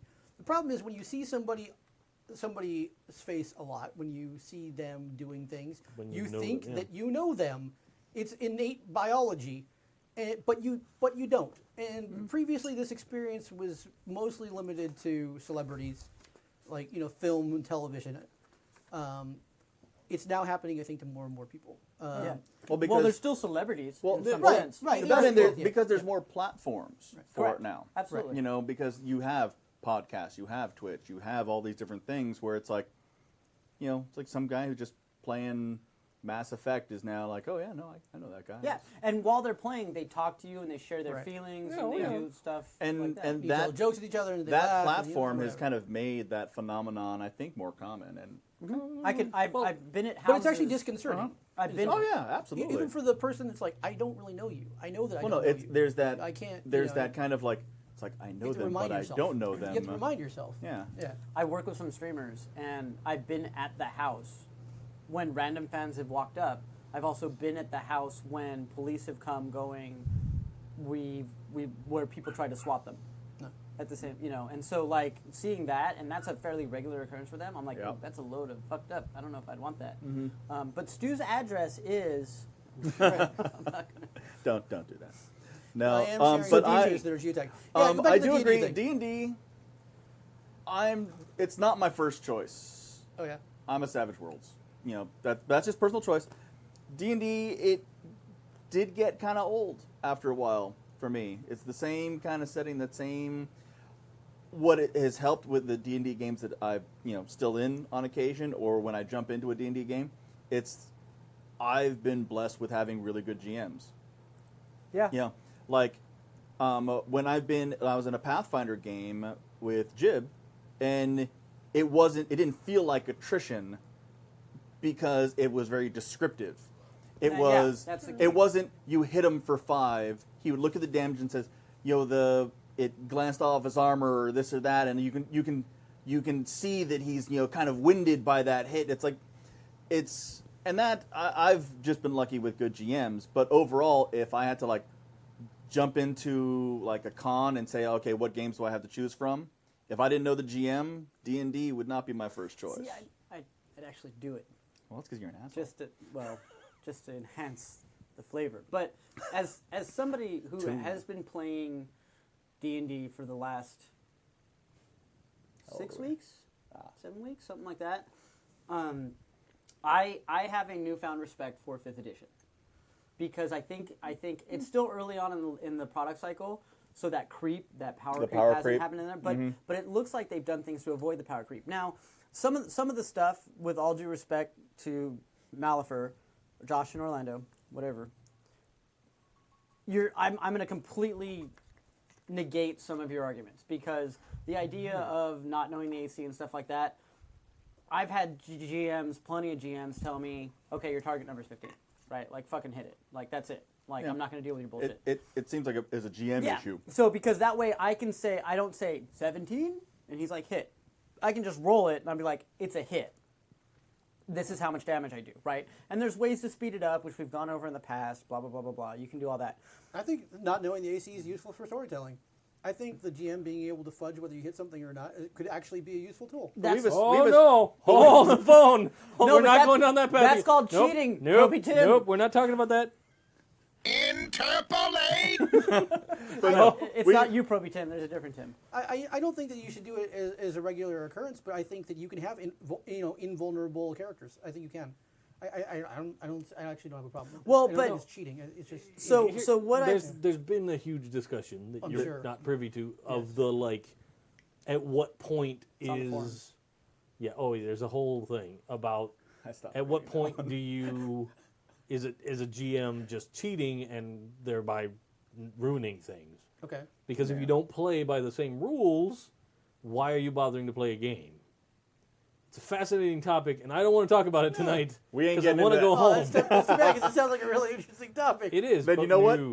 Uh, Then go to the forums. No, Tell write them- an email. Go to, Or- go yeah, to, write an go to the email, forums, Tim. write an email, and we'll talk- then ask to come in as a guest host. and then we'll bring it up again. But yeah, no, I mean, but So going back to what I was saying on that, like to Tim's point, sure, the first couple throws and hits and whatever, like the first couple rounds, you don't have to give up the AC, and after that, once everything starts to elongate a little bit, sure, give the AC, right? Because at that point, everyone's kind of figured it out, right? Okay. Yes. Okay. You Happy know what? medium. I'll back this up. I'll back on that. I'll be like, yes. What? Figuring out the AC is actually indicative of the players, the characters in that world, figuring out their tactics and be able to hit something. Yeah.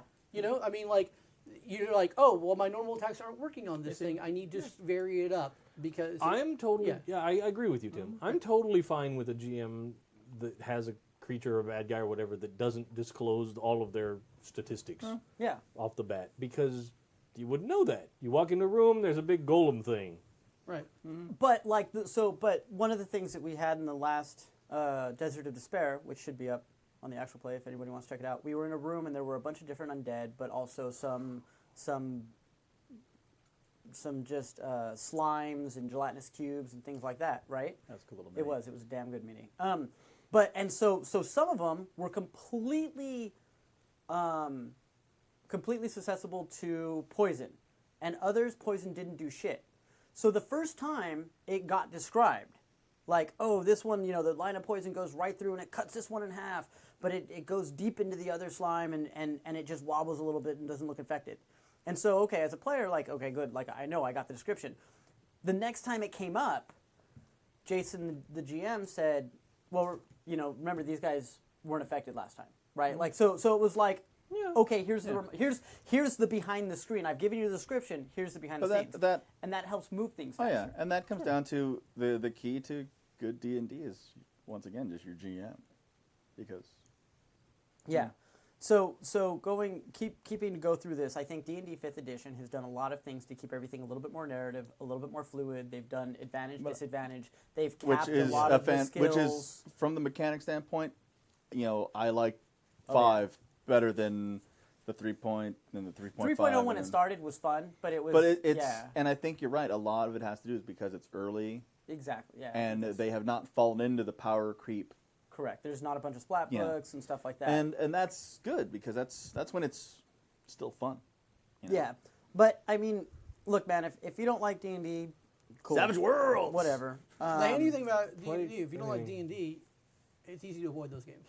Yeah. If you don't like, for instance, Savage Worlds, or you feel like it makes How dare every... you. If you feel like... No. Go ahead, you do you.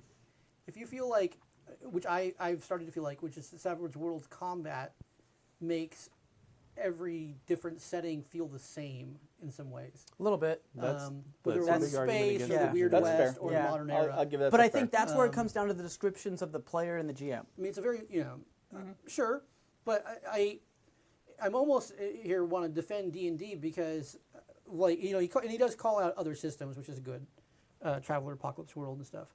I don't want combat to be this rational thing that's shared among all systems. To some extent, I want, That's I the want fun of playing different things. Right. Yeah. different flavors. But at the end of the day, all these systems are going to have flaws because it's not us walking outside and beating the shit out of each other with an actual weapon. For sure. Or shooting each other. And I would even say, I like hit points for that reason because it doesn't reflect reality. It's it's a game abstraction. mechanic, Yeah. not a reality reflecting a mechanic.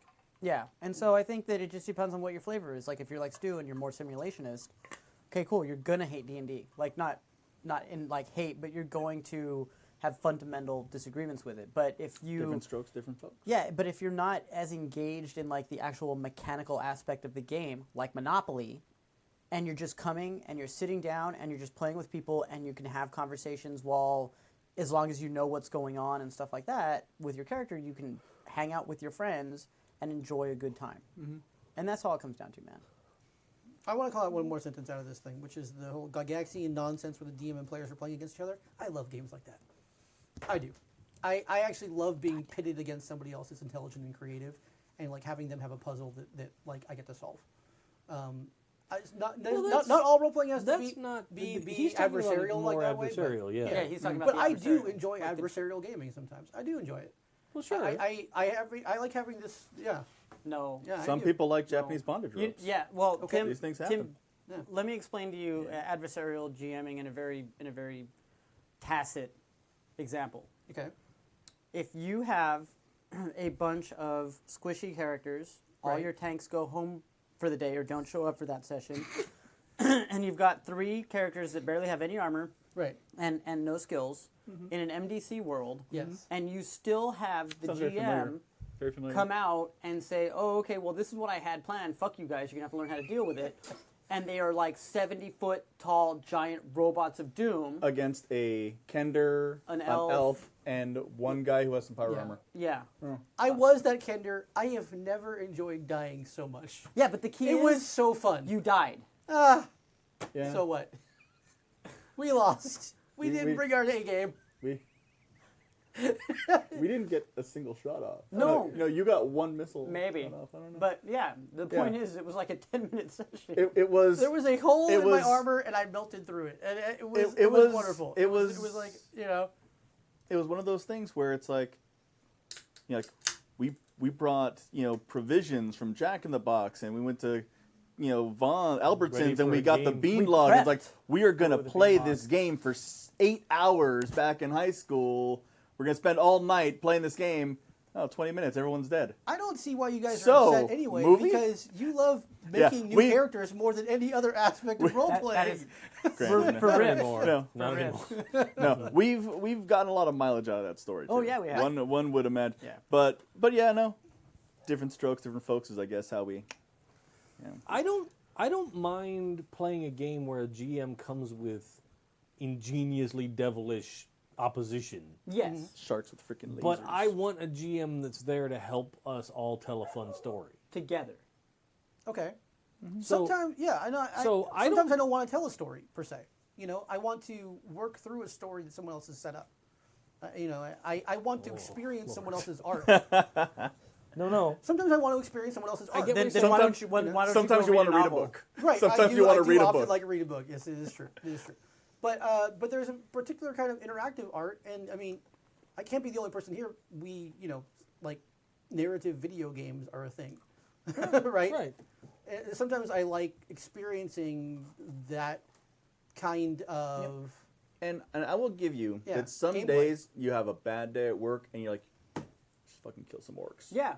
Yeah. Like, let's just give me a challenge and let's fucking do it. Those are the days. Some days you're down for that, and some days you want to like, all right, so we're gonna go to the orc village and We're the gonna orc- have a conversation. and we're gonna have a conversation and we're going to get a peace treaty going between the orcs and the goblins, and sometimes you have a different kind of game. But it's not even about whether you get in there to just fuck some shit up or not.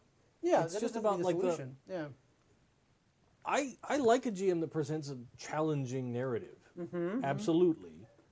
But I still want a GM that's there to have a narrative with me. Okay. I think my biggest pet peeve in gaming is if I sit down at a table and a GM is like, all right, you guys are in a town. Oh, some people have played this game. Right. I brushed my teeth. Real game. Right. Right. Yeah. But this is the opposite of that kind of adversarial. paranoia. I mean, it paranoia is truly game. adversarial towards your players, Right. not towards their characters. Or yeah. Right. Well, I don't mind somebody that comes up with a good, like a challenging situation for Right. characters to deal with. That's great. I love that.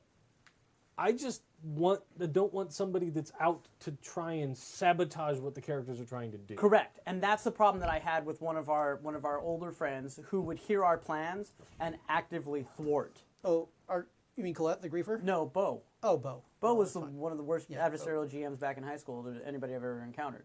Okay. Because he would hear our plans, find the one hole in our plan, and exploit that. And that's what was there to meet us when we because opened instead the door. of him coming up with like, okay, there's a wizard in the tower, how are you guys going to get in?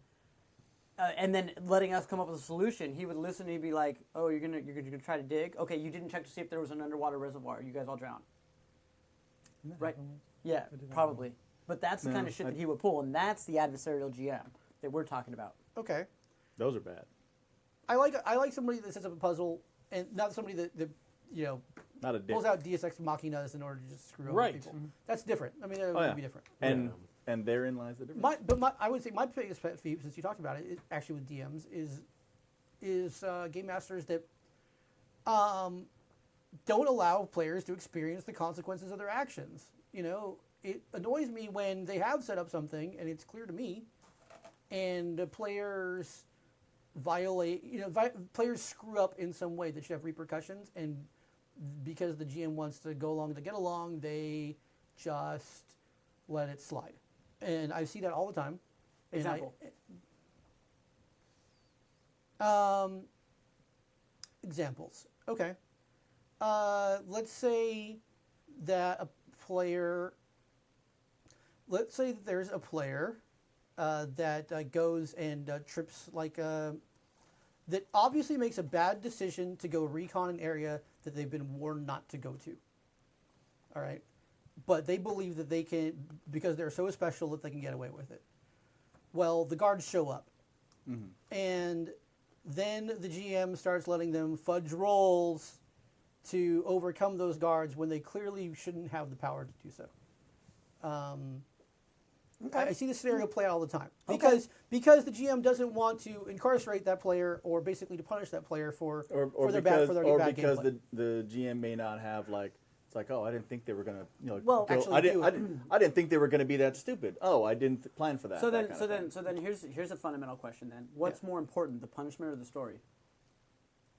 I think that the reason that it's my peeve is because I believe that if the players do that, if the players do the thing that you went out of your way to tell them not to do, that for good storytelling, you have to have them experience that punishment. Okay. And then maybe it becomes the job of the rest of the team to extract them from that punishment, right? Or they have to, but basically to let them just slide back out of it as if it didn't occur. Like that to me, that always frustrates me as a player, because I go, well, why should I obey this narrative? Like, why should I actually follow this narrative? Why should I actually obey the rules of this game system when it's not really ever be called to account anyway? And my actions are less meaningful as a player because I see someone else just getting to slide. That's fair. Right? Absolutely, I agree with that completely. Right.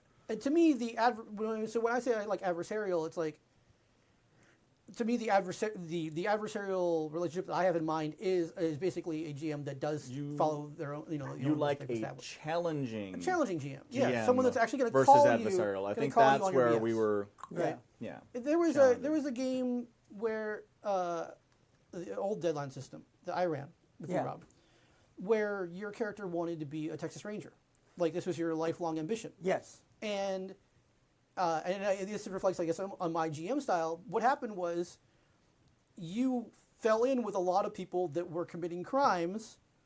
Because you partied with them. They were people that were fundamentally lawbreakers. Yeah. And you were like, why can't I still be a Texas Ranger? Why wouldn't they accept me? And I go, well, look at the consequences of your actions. I've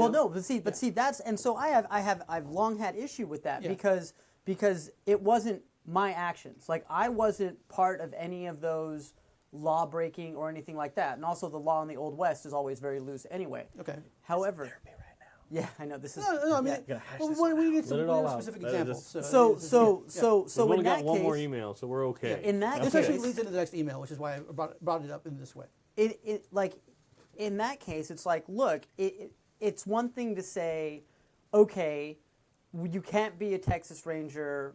We like what you're doing, but look, the company you keep is horrendous, right? And then I have a decision. Well, back then, we wouldn't just kill the character and make a new one. Like, we just didn't.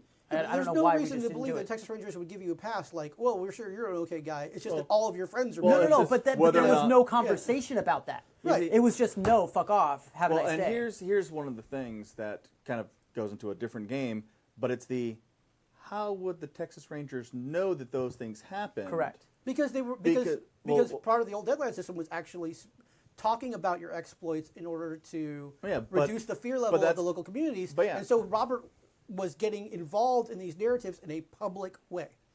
So That's why. But there was that's no, what, you there know. was never any communication about that. There was never a warrant. and that, There was and never. that, and that's But I don't have. and that could have been because it was We were young. early deadlines. Yeah. We were young, and that's part You're of right. storytelling. I can but see like, that maybe I should I have can warned see you earlier on. Like, where- hey, if you keep hanging out with the other party members, you're not going to be able to do this thing that yeah, you want to do. it's like You know, it but- could have like now when if you ran that, it'd be like it's like while he's being interviewed, it's like, are you associated with a brave by the name of this Yeah. or that? Or are you associated with a gambler by the? And then he has to kind of account for his actions, and he's called to task on that. I was in a Spycraft game, and I was playing kind of a wheelman muscle, and like we needed to get a student ID card to break into this lab, where somebody was doing something. So we went to like My voice is my passport. yeah, we went to like we went to a bar, a pub, and then I'm like, okay, I'm gonna find a frat looking guy. I'm gonna follow him into the bathroom. I'm gonna and then bathroom was empty, just the guy, and my character just shoved his face into the tile. I did enough damage to knock him out in one. Took his ID, shoved him in the bathroom. No one saw me do it. It was a busy bar. Then I just left, had the ID, and we went through. And then I got an email afterwards, basically where the GM's like NPC quest giver guy was like, "Oh, well, you assaulted some dude over here." I'm like, How did you know? "How did you know?" Yeah. Yeah. Well, he knew because he was the GM, and Right. I told him. But the quest giver, Would have no reason. would have no reason to know, and that Right. is Yeah. the issue, and that it goes towards. It's I like agree the, with that. And Robert would have been in that scenario Oh yeah. of deniability if the success condition on some of these things was, let's tell everybody about the story that we just did, Oh, yeah. these things that we just did. Oh, yeah. I've been hanging out with these people and we accomplished these things. And he gets a public association. We may have worked that out eventually, No, but we I didn't. murdered you. No. No, we didn't. No, No, we- I never no, got no. to be a ranger. No, And I I know was you playing did. Bo. I didn't realize you were running it, so now I hate you a little bit more. Oh, okay. That was the one with the submarine. This is right? actually the one where I got remember. triple 20s and then killed you. No, well, I got triple 20s and killed Steven. No, but this was the Skelly got in the cave, got the triple 20s. There's a I don't remember And that. there's the a lot of entire cross campaign party ended. death. There's Anyway. I don't remember that. Okay. Contrary, happens. there was a game where Spycraft game that he ran, where my character was one of those like lifelong assets raised from birth by the agency, and the Vegas one. yeah, the Vegas one, where we utterly flubbed the mission. I mean, Yeah. just, Oh, yeah. we just Oh, yeah, blew yeah. it. Well, It no. just and it had some bad consequences for most of the characters, but for my character specifically, it was like your whole job, the whole reason we raised you from birth was to be like this ghost, and now you failed. You have plastered your You're face on a billboard. on a Yeah. billboard, No, and I- so you are completely and totally Useless. useless and Yeah. cut off. My entire character's reason for existing like disappeared. Yeah. Right. Like, And then, but the thing is, but and, I was like, that sucks. But actually, I was like, I appreciate that the consequences Yeah. of that. yeah, Yeah. it's like there was a shootout on the strip and Yeah. all these Oh, things, yeah, I remember Crash that. and buildings basically like and all that everybody surveillance. screwed up so bad Right. that the agency just Walked like away. just walked away. Disavowed. It burned Disavowed, everybody. Right. Yeah. And because I believe in consequences for player action. So it's like Gammon's character who like went on a murderous rampage. Yeah, he got, He got in what trouble. worked. Yeah. It's like that. Yeah. But yeah, no, I mean, Now I Yes. would know that what we need to do is move our whole set of people to Los Angeles and start a detective agency. that's how you do it. Or the That's- Ghostbusters. Yeah. It's an Archer plotline, basically. Both. Oh, cool. You Yeah. can do all kinds. All right. So Thank you, But that Josh and actually leads- Orlando. Yeah. This whole topic actually Mal- leads Oh, I yeah. think, seamlessly into Malifer on the female. floor. So I just want to say that who's going to read? Is it Dave? I'm up. Just started to get you're up. Okay. This one's a long one, so we'll probably need We'll to break tag it up. out. Yeah. I want to take. You want to bust in on some of this? Yeah. Okay, dig it. I'll start and we'll see where we go. GM horror story and advice request from GM Frankie P. Wickedy wiki. DM Frankie P. It says GM. It says GM right there. Quick, play something off the soundboard. Oh, so Stu mistitled it. Serpent's blood. DM Frankie P. Badass. Greetings, my fellow gamers and gamerettes. DM Frankie P from Tampa here. Sup? Formerly of Tupelo and Memphis. Tupelo. Tupelo, that's what I say. Tupelo. Tupelo, Mississippi. No, I've seen the city. Mississippi? It's Tupelo, Mississippi. it's two guns, then twin arrows, and then Tupelo. Tupelo. Because you're tired. Right? You know, it's on the 40. It's on the 40. Those aren't pillows! You need the support for your neck.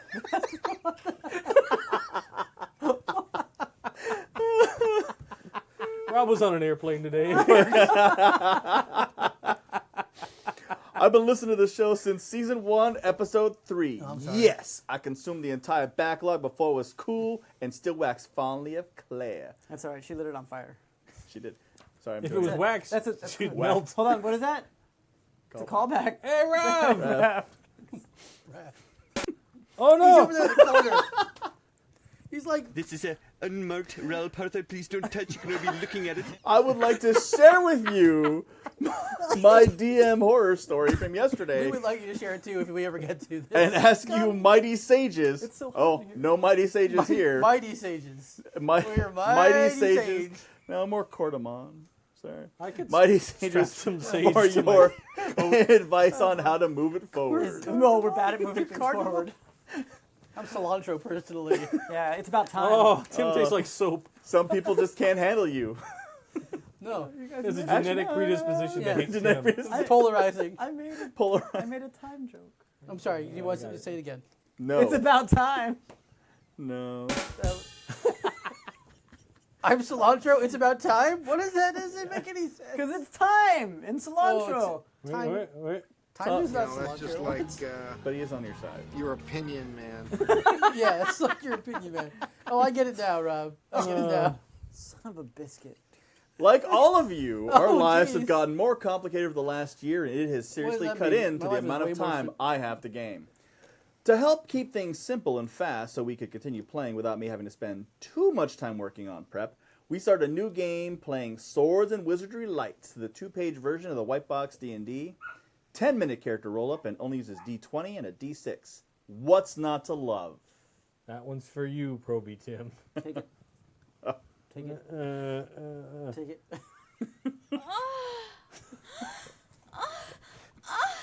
I don't think I meant to push that. But it still works. I guess it did. That'll work. Good job. That'll do, pig. So my 3 players, my wife, a guy I work with, and his SO, rolled up 2 characters each and went on a survey to a local complex that had just been purchased by a local lord and solve any problems that they find along the way. We make it through the first week's game session and everyone was high on the fun we had. So we make it to session 2, and our stalwart band makes it into the complex where they stumble into a tribe of goblins. The PCs see the goblins from a distance. Nobody's surprised. The PCs charge, never even thinking they could talk. Goblins can't talk. You'd fit right in this game. Yeah. The goblins, of course, flip over their tables for Anything cover other than gobbledygook. and mount a defense. The hitty characters charge the defenses and beat them down, and the sneaky characters go to try to flank them. This is where I thought I'd throw a curveball at them. I had the sneaky characters see the back behind the defenses was a group of goblin mothers cowering with their babies that the defenders on the line were trying to protect. Let's give them a moral quandary, I thought. It'll be fun, I thought. I think it was. It probably was fun. Yeah, I'm sure they enjoyed And it. then it went off the rails. Wait, so you're on the rails? Wait. That's because sometimes You're you have to do railroading that him as a into this GM. counter. Sometimes you have to do that as a GM. Anyway, continue. Once an encounter starts, it's not railroading anymore. Yeah, What? I agree with you. Railroading is forcing people into an encounter. Yeah. But once an encounter starts, things happen in a certain order because it's an encounter. That's not railroading the players anymore. By the way, GM Frankie P needs to play with Josh and Orlando because they're like like an hour apart. Brofist. Tampa and Orlando. Brofist In on that. America's ween. You imply that we have free Maybe will. they could carpool together to go knock on Jason's door and tell him to join the forum. Share gas. Yeah. Okay. It's a callback. So now that they know they're just trying to protect their younglings. Oh, God, I hate that word. Why did you use it? It's not in here. It is. You dipshit. It's They're right there, you babies. stupid moron. Oh, Keep it's going. there. That's right. Oh, this guy really lost me now. I was on his side I was until the younglings. That's right. I killed them. I killed them all. I start playing up babies. the different reaction. I start playing up the different reactions as a combat. One male goes down. Why not children? One of the females wail and try to run to him, but are held back by the others. You get the idea. Set the hook. Played it up. Player 1, our cleric. Yes, cleric! Decided that goblins were just aberrant creatures that her god preached that they should be put down. So she breaks past the defenders and gleefully cricket bats one of the babies out of the mother's arms and against the wall. Oh my gosh, you timed it brilliantly. What? Soundboard achievement unlocked. Dave can die happy now. I'm super happy. I was waiting. I had my finger there the whole time. Player 2 downs the mother with an axe and proclaims, "Vile little bastards." Yeah. But they've had mothers. You saw the mothers. Why call them They bastards? always do. But maybe they didn't Yeah, have you're a right. father. You're right. That's true. That is actually factually incorrect. Oh. No, she did, because Factually they incorrect. wailed when. Well, they didn't have fathers Well, you anymore. don't They know. killed them all. Right? Then they All right. instantly No, they- Can you convert. be? Can you be? Like retroactively Retro bastardized? No, I Yeah. don't think so. You're being like widowed, right? Yeah. I mean, you I can don't be know. widowed. Why can't you be bastardized? By this time, all the males were dead, and the last mother, down to her last hit point, is dragging herself backwards with a crying baby under her blood-dripping arm, holding up her little butcher knife to defend her child. Player 2 has decided that he is tired of hearing the baby scream and goes to attack the baby in the dying mother's arms. Let me read that again. Player 2 has I'm decided not laughing at that. that he is tired. Steven, why can't you stand still? I'm laughing at Tim like moving the camera. Steve, Did you? No, he popped it with his head. Steven, how much He's you gonna kinda- drink, man? Why are you shaking? Why are You you gotta twist swaying? it back now. Why are It you looks like swaying like that? Steven is on a ship. Jeez, Steven. What the Come fuck, back. man? I'll tell you when. A little higher. Just a little higher. Just a little higher. There you go. There you go. Let go. Trust me. Good enough. It's good enough. Wait, I thought you were blind. Sorry. We will leave that one for Kimmy to fix next time. all right. Do I have to shift? No, you're fine. You're okay. Okay. You're okay. I got you back on screen. You're fine.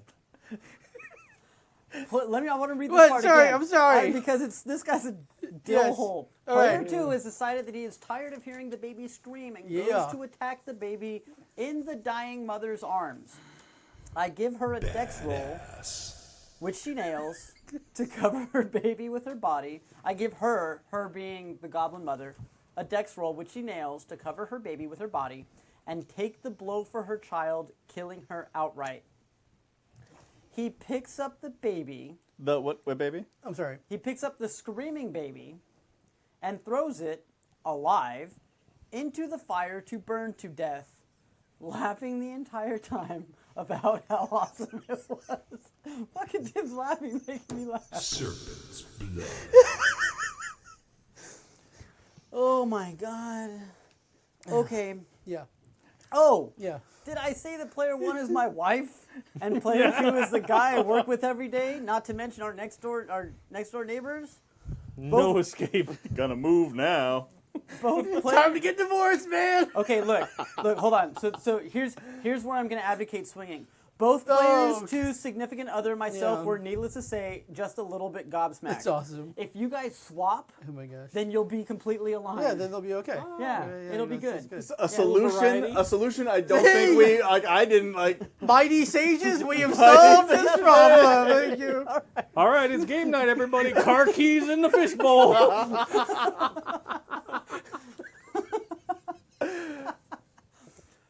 All right. So now, All right. Okay. Yes. here is where I need your help. I want there to be repercussions for this. No. They left nothing alive in the room, but there are more groups of goblins in this complex, and carnage will be found. I don't want to just rocks fall, everyone dies them. I want to go for slower burn. I want this to haunt them. I bow humbly and ask for your ideas. P.S. Drink! Whatever, it's done. Did you hit yourself in the eye with that? What a tool! A little bit. So, actually, what happened? What are you missed morons it. doing? I'm gonna just go watch the tape. You'll later. have to watch it again. No worry, you'll watch it. You'll Catch see it what on happened. the replay. It'll give us one more view. It'll be in reruns. So it's cool. Okay, so Well, I think the first idea is swinging. I think the only idea is swinging, but there are that's a others that possibility. we can pro-offer. I want you guys to talk, and then I will explain, because this actually happened to me. Not the swinging part, the slow burn part. This guy, do we have his name? I'm sorry. Yeah. I wanted to address him. DJ Frankie P. Frankie P. Frankie P. Frankie, you threw this completely obvious, like ham-handedly obvious moral quandary at your light role-playing game group. No. And they reacted Rules light. exactly Rules light. the way any group of role players in the history of mankind would. They slaughtered people without even thinking about it, and it was hilarious, and they had a great time. And now that they've done that, you want to punish them for it because you have decided Wait. character that you think that they actually did something bad in real life as opposed to this game system that you set up. Did you not just talk about consequences for player action? Yes, and that's what Frankie P is talking about. What kind of consequences would happen? This is what you guys are talking about in terms of bad adversarial. No. Hold on, Not even close. Let me finish. Continue. Because Never he finish. doesn't want to punish them. He doesn't want to punish them he doesn't want to give them, expose them to the consequences of their characters' actions, the characters themselves. He himself finds what they did abhorrent, and he wants to punish them. No, it's not him. That's what he says. He set it up. He set it up so the cultural norms. Nope. The cultural norms. The cleric obeys a deity that is okay with thinking that Her perception of Her the deity. perception of the deity. Okay. Which we see today. There are very different perceptions The local human within society sects. that sent them I'm just saying. clearly implied that they were supposed to go take care of the problems, right?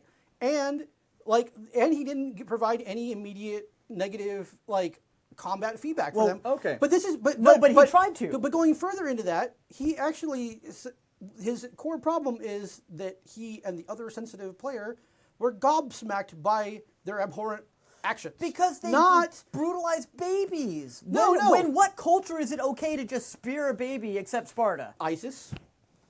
Yeah. Okay. What I'm saying is, Are they playing an ISIS game? No. How do we know that? But he thought they weren't, but they are, right? But then other cultures might.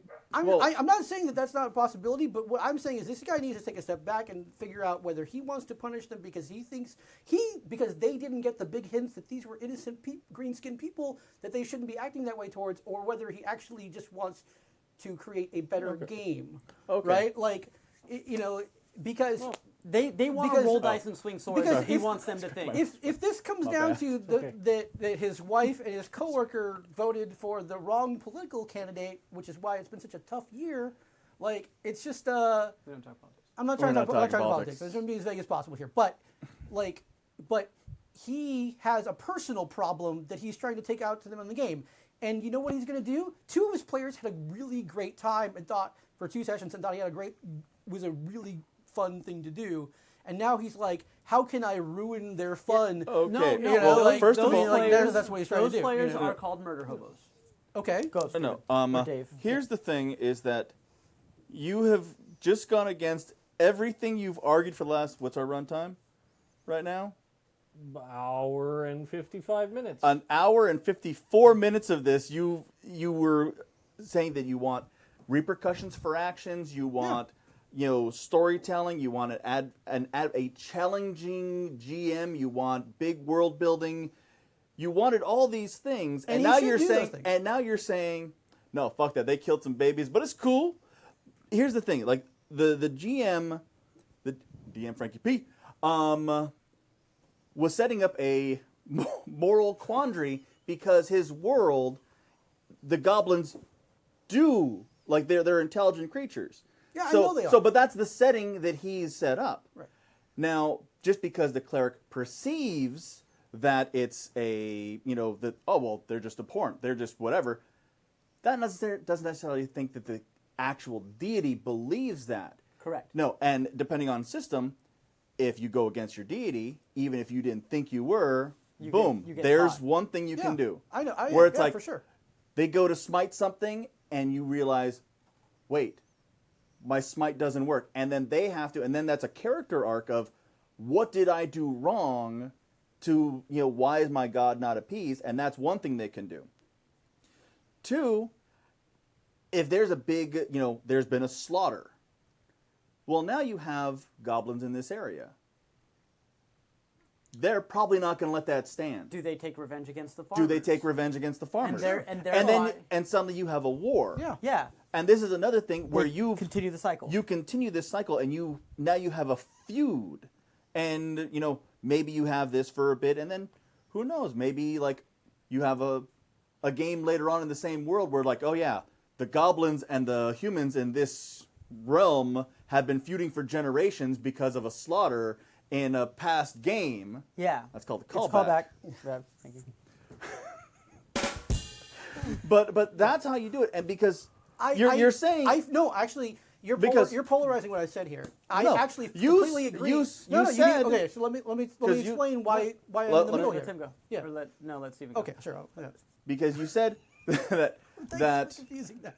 you want like player action to have consequences For sure, and I agree with And- everything you just you suggested. and the DM Frankie P is asking for what kind of consequences could he give his players. Okay, And that's those key. are a couple things that they can Yes. do, which will Yeah. perhaps challenge their character's worldview, and perhaps give a little character arc.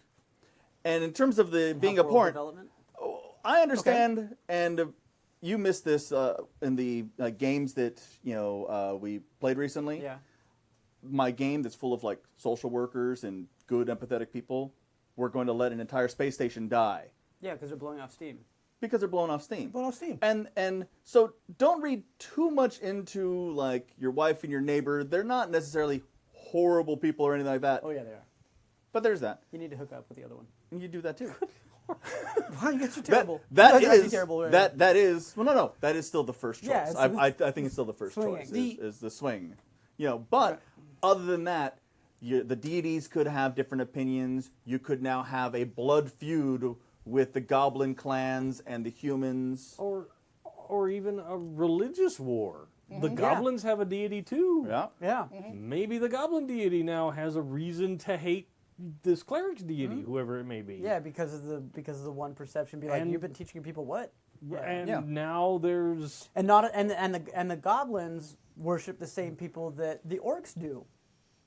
And so it grows, and it grows. But then you have this thing, and maybe when like they're going and attacking some orc stronghold, and it's like, oh, ever since the slaughter of blank, we have blood feud. Maybe they have roving like bands. You have a goblin assassin who's like, oh, I've been hired because I've been tracking this group of adventurers. There's little things you can do, but make sure that when you bring these things up, it's not just, oh, some goblin comes out and stabs you. It's that goblin maybe has a little monologue or something like that where it's like, or they have the same coloring. they have the same colors. Where do the It looks callback, familiar, do the yeah. like bring it back. Yeah, thanks, you Fred. know, thanks. Yep. You do the little bring back so that they know that actions have consequences and the whole world does make sense and it's one solid thing. Here's the other way, regardless of the philosophical debate that you're about to have, Tim. Here's No, it's not even philosophical. debate. here's the other way Thomas Aquinas has things to say. to fuck with the cleric. Okay. Right? Like and let me give you a very tacit, real example. So Gammon, I don't know if he's been in the chat room, but we tried to get him on the show and he didn't want to do the Uber drive from Riverside, which I'm kind of bummed about because I think he would have a lot to say about Oh, the he would, subject. yeah. I was playing a Dwarven cleric in one of his games, and I had I thought I was doing all right, but it strayed away a little bit from some of the teachings of Thor, right, and what Thor wanted. So he would do little things like, oh, you do this power, but it feels a little bit more powerful, but it comes out a little bit differently, or you dream at night. You dream at night, and Thor comes to visit you, but Thor's a dwarf just like you, and but he's not how everybody else pictured, how everybody else has talked about him. He's coming to you. This is your Thor, and basically an evil god had come, visited me, taken the place of Thor, and convinced me to worship the evil god. Mm-hmm. And then I had to go on a full quest for redemption once I realized something's not right. Yeah. And so doing that is that you can screw with the cleric's power. Is that you cut her off from her god, and then maybe a different god is taking over. Have a slow transition to the evil god. Well, so what if the goblin god, for instance, starts messing with it or whatever? Not saying the goblin god would be evil, but I think that's great storytelling. The warrior, I think, is a little bit tougher to deal with unless he starts getting haunted by them or slow, depending on what kind of. So, suggestion in the chat room: Zach from SD, the lone survivor goblin, hidden under the body of the dead mother they didn't notice, turns into the goblin Inigo Montoya. Yeah, for sure. Absolutely on a quest. Yeah, now. to go after them. Constantly harasses them. You killed my entire family, prepare to die. Or we'll go to the town ahead of somebody that they're at and just make life so difficult for them by spreading rumors and lies about them and and targeting them. Yeah, I love that. I love that. A full propaganda campaign against them. Does it mean they'll believe a goblin? Yes. Well, I mean, hopefully the other townsfolk aren't as much dicks as half the party. Yeah, but that's there's different things you can do, and actually in Dresden Files. When I don't know if it's really considered a spoiler since it's been out for. It's not a spoiler. Fuck it. Okay, but when yes, it is. No, eat it. Okay, well, when he makes certain compacts with people, and suddenly his powers. You're talking about the elves?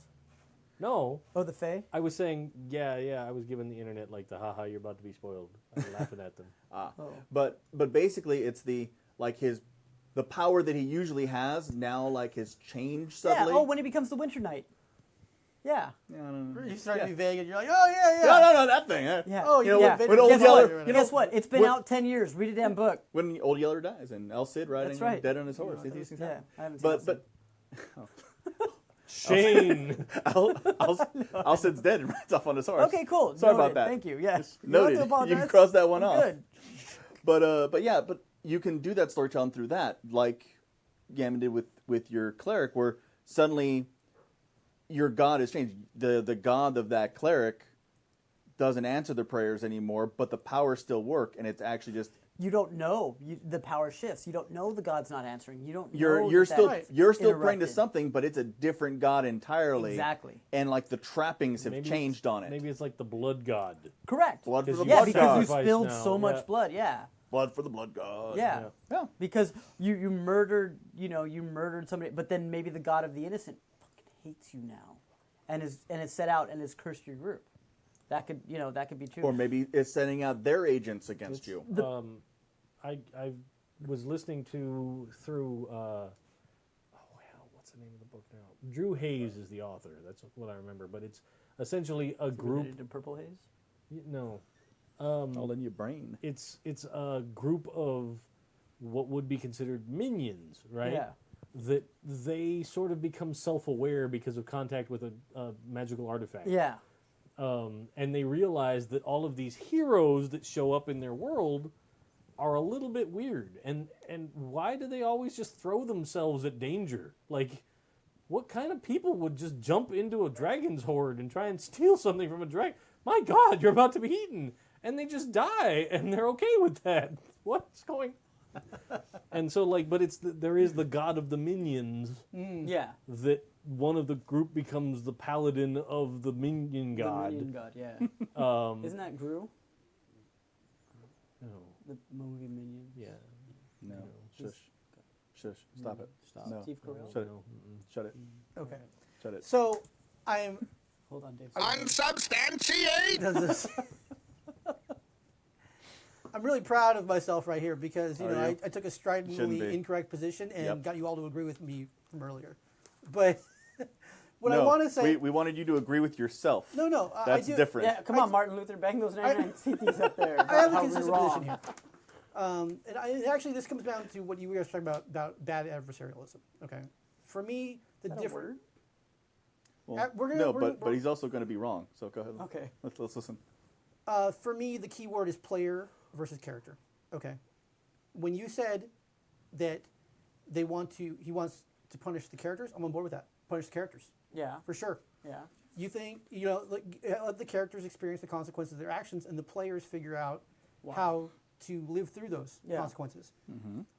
Do not seek to punish the players. Punish the characters. Well, that's what he's Yeah. asking for. He says right here. Make sure I want there to be repercussions for this. That's where they the need help. tone of He's not saying that he wants to leave his wife and start swinging. That was just a joke. Or was it?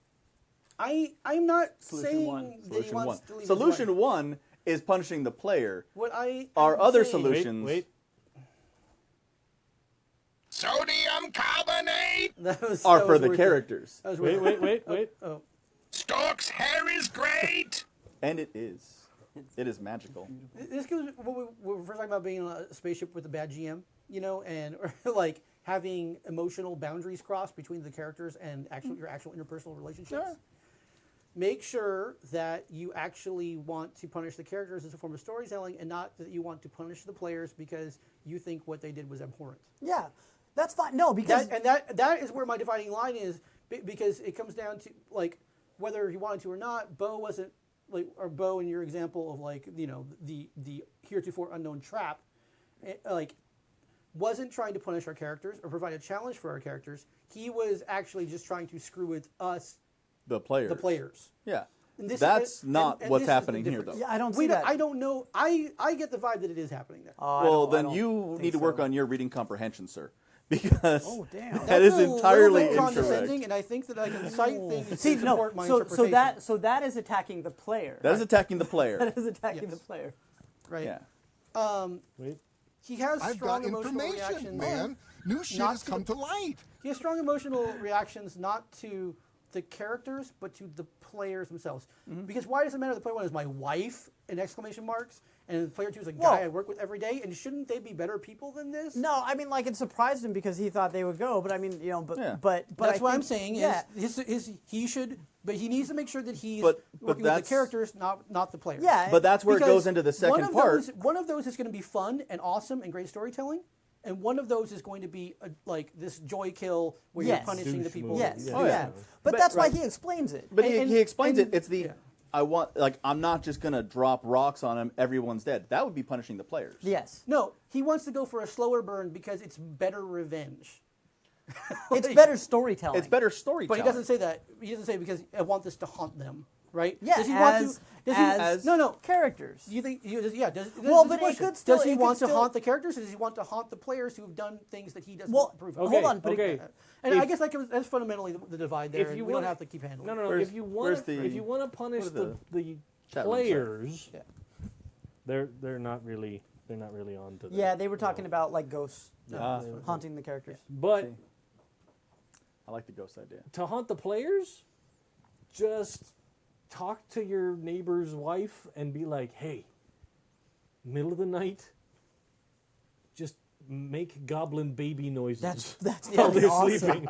That is fucking awesome. And I'm gonna do that to my wife too. It'll be hilarious. Yeah. That would actually be a funny way to do that. Yeah, that would actually be Right. pretty rad. Speaking of actually haunting too, I would say 'cause I like all your suggestions about definitely about the deity. Like maybe having their powers fizzle or having this kind of substitution. Inigo- Barbon. Enigma I Enigma like the Montoya. societal Yeah. repercussions. I would also say give these characters PTSD.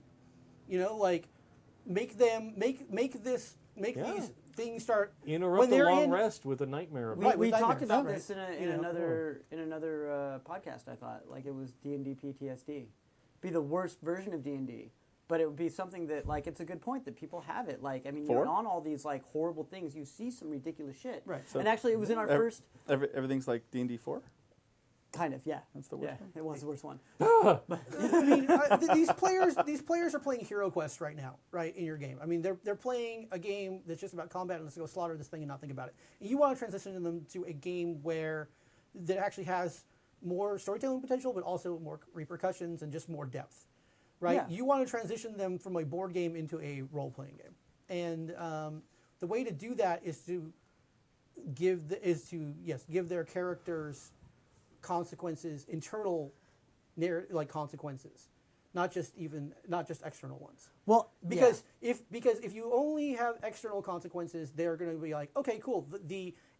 This game didn't get any deeper. The game board just got bigger, right? Which is and you want to work orthogonally for that. Well, that's where like haunting the cleric. Right. Like Yeah. So to your point, Yeah. I think if you impact the characters enough, it impacts the player, right? That's what happened to me, right? Is that Gammon hit it hard enough in my character that I had a definitive shit moment. I gotta as make a a player. choice. Right. And I still think about it as a player, how do I play? And it evolved my playing a little bit. And it's like any of the in the Star Wars games where if you make enough bad choices, it comes that the dark sides are calling you, and it's you need to make that choice. You go back to the light, but it's the that becomes a narrative arc that can not maybe haunt a player, but it will definitely make them think, and it makes a richer narrative. It goes, you take a murder hobo situation and you turn it into an entire season's worth of character arc. Yeah. Yeah, that's exactly it. It's that character arc. It's that oh shoot, I did make a mistake. Here's how I'm going to rectify it. Or no, I'm going to double down on it, and it's going to get way worse. Dave's tired of your shit, Tim. You just walked away right as we were wrapping up. It took years to work up to this point, but I finally achieved it. Yeah, that's true. it's like he's done. He's gone. Let's hit a random button on the soundboard. Wait, is that the off button? Oh, it's taking just as long as it does for Dave. Somebody else's fingers. Serpents. There we go. It was a button. Yeah, it was a button. And a good choice. All right. Choice. I thought Right. so. So I think that's it. Everybody, who was it? I don't know if it could be that's it because I don't know how to stop that. No. thing. We'll we got to just keep on talking. Yeah, that's fine. I think. Let's just rewind this. No, but DM Frankie Pete, thank you. Anyway, I'm not being as inconsistent as you thought I was. But Frankie, thank you for the. Actually, I read that email earlier, and I was thinking it through for most of the evening. I think. Oh, so you cheated? Cheated. You cheated. Was that against the rules? No, not at all. Yeah, you cheated. I should have worn my Dickie shirt. It wasn't against the rules, but you still cheated. Like yours. Oh yeah, because I could have worn that at work. Been like, who the hell is supposed to rob? What are you doing? You're fired. Could have had that in your bag.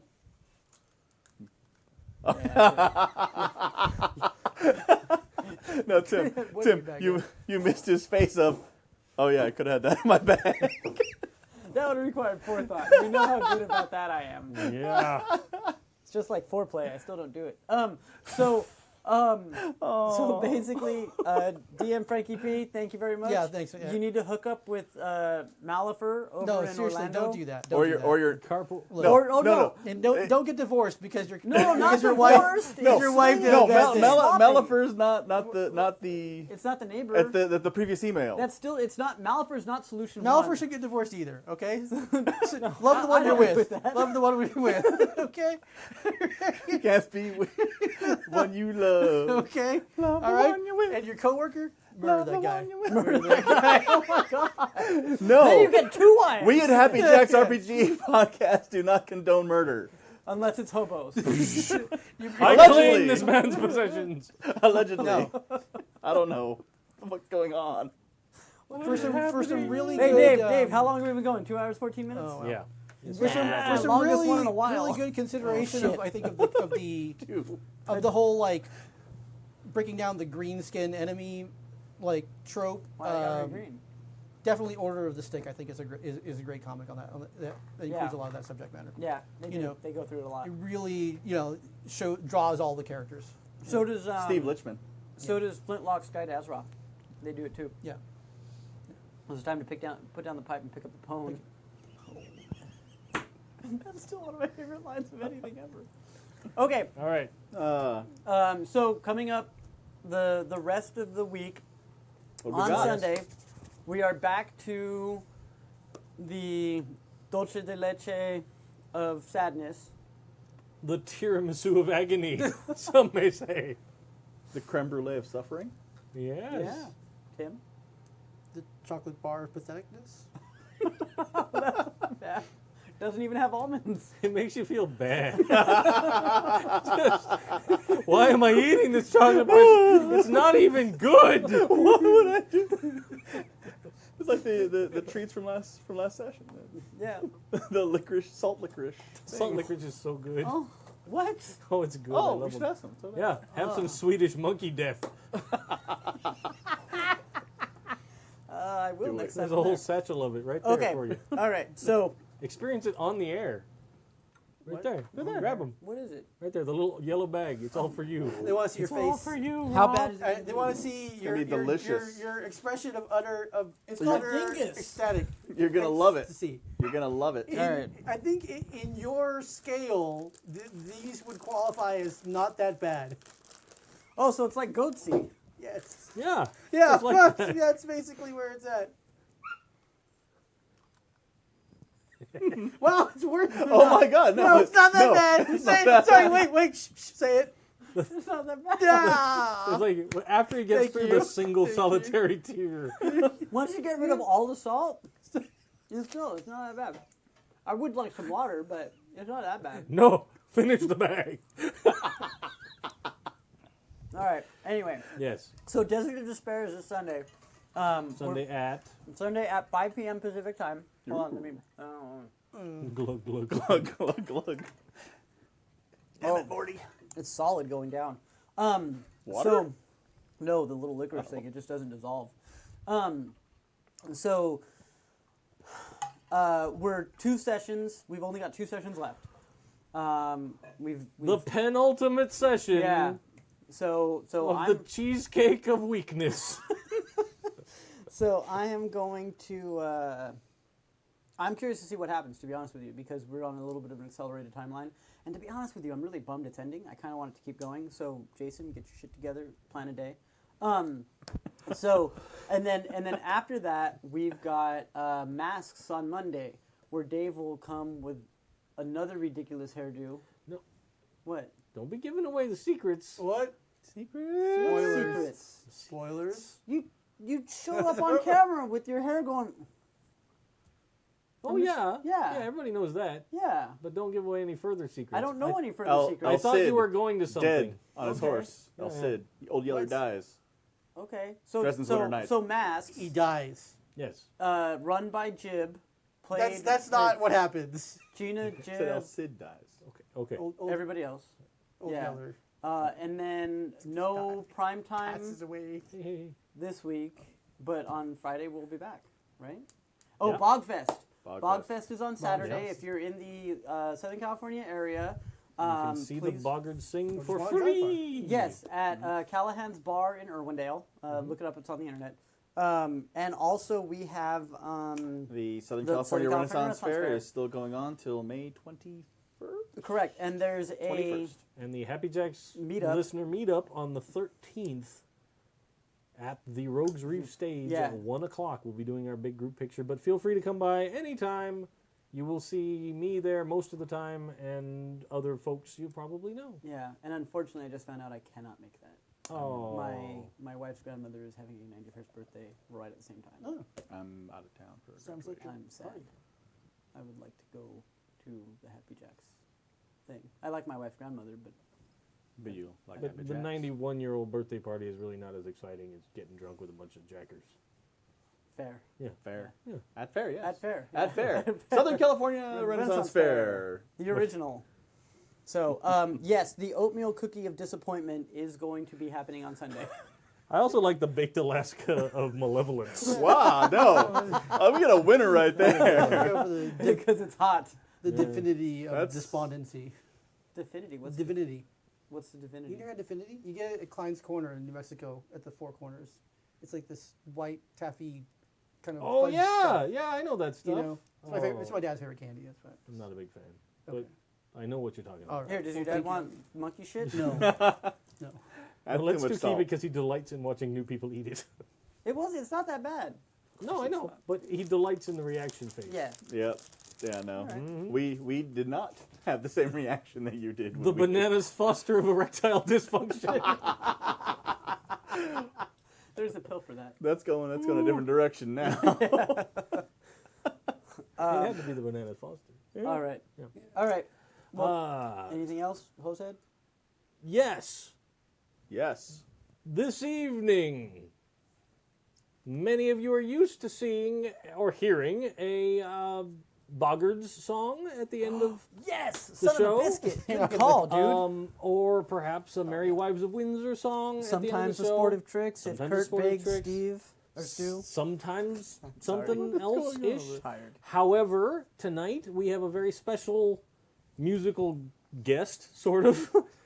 Live on tape. Yes, Live on. right, exactly. We'll do it live. A friend of Rob's and mine that has worked for years to put together the definitive crossover album. Yeah, so let me give a little bit of sure. context. Yeah, Sure. so guy I used to work with, used to be a video game journalist, stuff like that. He, about 5 years ago, he and his wife were having a conversation, and she kind of pro-offered the idea. He's in a parody band already, and she pro-offered the idea. She's like, wouldn't it be fun to make a Beatles Star Wars mashup?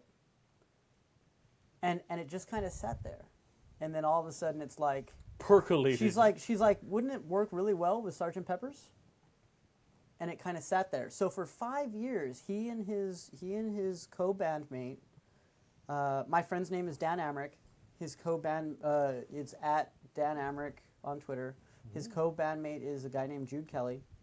And they would switch back and forth writing the lyrics and stuff like that. And his wife, who's a really talented photographer, set up videos. And they actually made videos. And so what it is, it's a Star Wars mashup of Star Wars: A New Hope mashup with Sgt. Pepper's Lonely Hearts Club Band, the entire album. Every song. Every song. And so every song is Star Wars based, and it goes Chronologically through New Hope with every song from Sgt. Pepper's album. And That there's is- videos on YouTube. That is fairly awesome. There's videos for And all that of them is- on Their YouTube. band is called Palette Swap Ninja, Yes. And so you can look for that. And the amazing thing is, like, I was trading a couple texts with him, and like he was on Nerdist, he was on NPR, it's been all over because he specifically wanted to time it for May 4th. And I'm trading texts and like, dude, this is amazing. And he's like, I never thought we would come close to this amount of coverage. And he's like, at one point I was just sitting there going, man, I just hope Robert likes these jokes. Because he didn't think it was going to go far at all. He thought it was going to be his immediate group of friends, and that's it. And now it's like the biggest thing since sliced blue milk. Yeah. And sliced blue milk. Yeah, I know it's a big Well, thing. you know, like But you bake not the as big as condensed Dan's milk. album. Pretty big thing. Not as big as that album. So needless to say, please go check it out. The album's available for free. It's a great piece of work. He's very talented, very funny. He and his wife have their own podcast called Dan and Cat Talk, which is starting up again, where they just talk about bullshit. And they've done one completely about this album. So it's a lot of fun, and he's a supremely talented and pretty funny looking guy. So Awesome. yeah. Awesome. So, we'll go around one last time. I'm Kadave. Thank you for joining us for season 19, episode 7 of Happy Jack's RPG podcast. Send complaints to Teleotic on the Happy Jacks forum. Really? That's the name you chose? Teleotic. All right. I'm sorry. You don't approve my rebranding. Not, I mean, whatever. You do you. What's your name? Stephen Clockwork on the forums. This was our segue. I know, but You just blew our segue. exactly.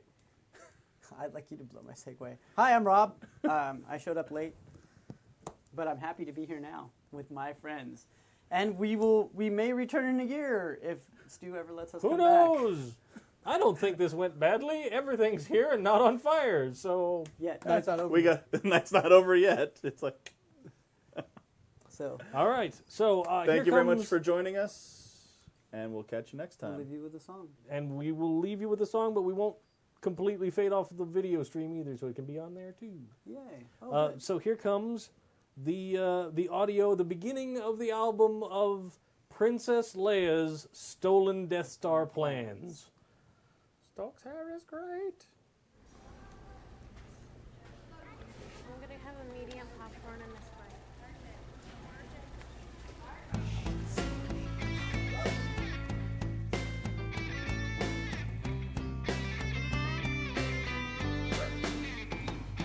It was many years ago today, in a galaxy so far away. It's a period of civil war. They don't want the Empire anymore. The rebels made a daring move. They got some data in their hands. Princess Leia's stolen Death Star plans.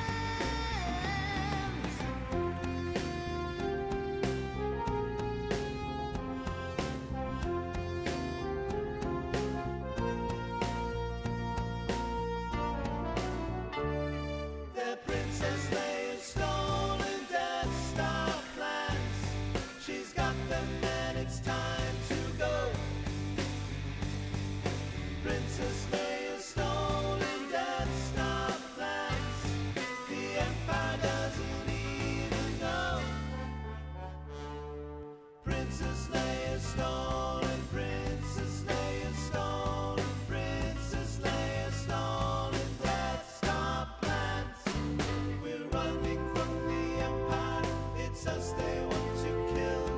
A Star Destroyer's chasing us, we've got to get away from them, we've got to make it home. This is Spanish Matters 3PO, but we're caught, there's nowhere else to go. If I put the plans aside or two, then there's nothing more that I can do. He's gotta go find Obi-Wan. He's carrying the contraband. Princess Leia's stolen Death Star plans. Yeah.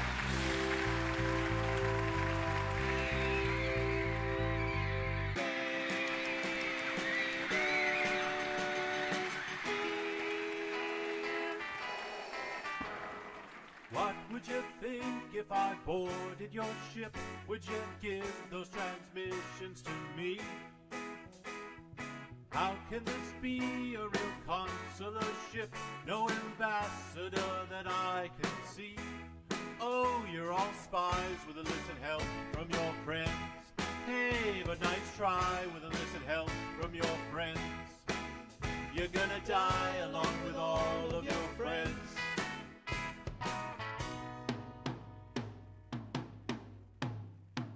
What did you do with those plans you were sent? I'm a diplomat from Alderaan. You're not on a merciful mission this time. But I'm hoping you'll believe I am. No, 'cause you lie with illicit help from your friends. You're a spy with illicit help from your friends. You're gonna die along with all of your friends. Do you need something, Vader? I want those plans in my glove. Can you see she's a traitor? I need those plans in my glove. One pod was jettisoned during the fight. I believe you'll find the plans inside.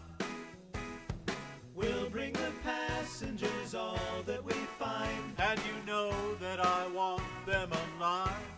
Oh, you're a spy with illicit help from your friends. And you lie with illicit help from your friends. Oh, you're gonna die with illicit help from your friends. Do you need something, Vader? I want those plans in my glove. Can you see she's a traitor? I need those plans in my glove. Oh, you're a spy with illicit help from your friends. And they lie with illicit help from their friends. Gonna die with illicit help from your friends. Yes, they're all spies with illicit help from their friends, with illicit help from their friends.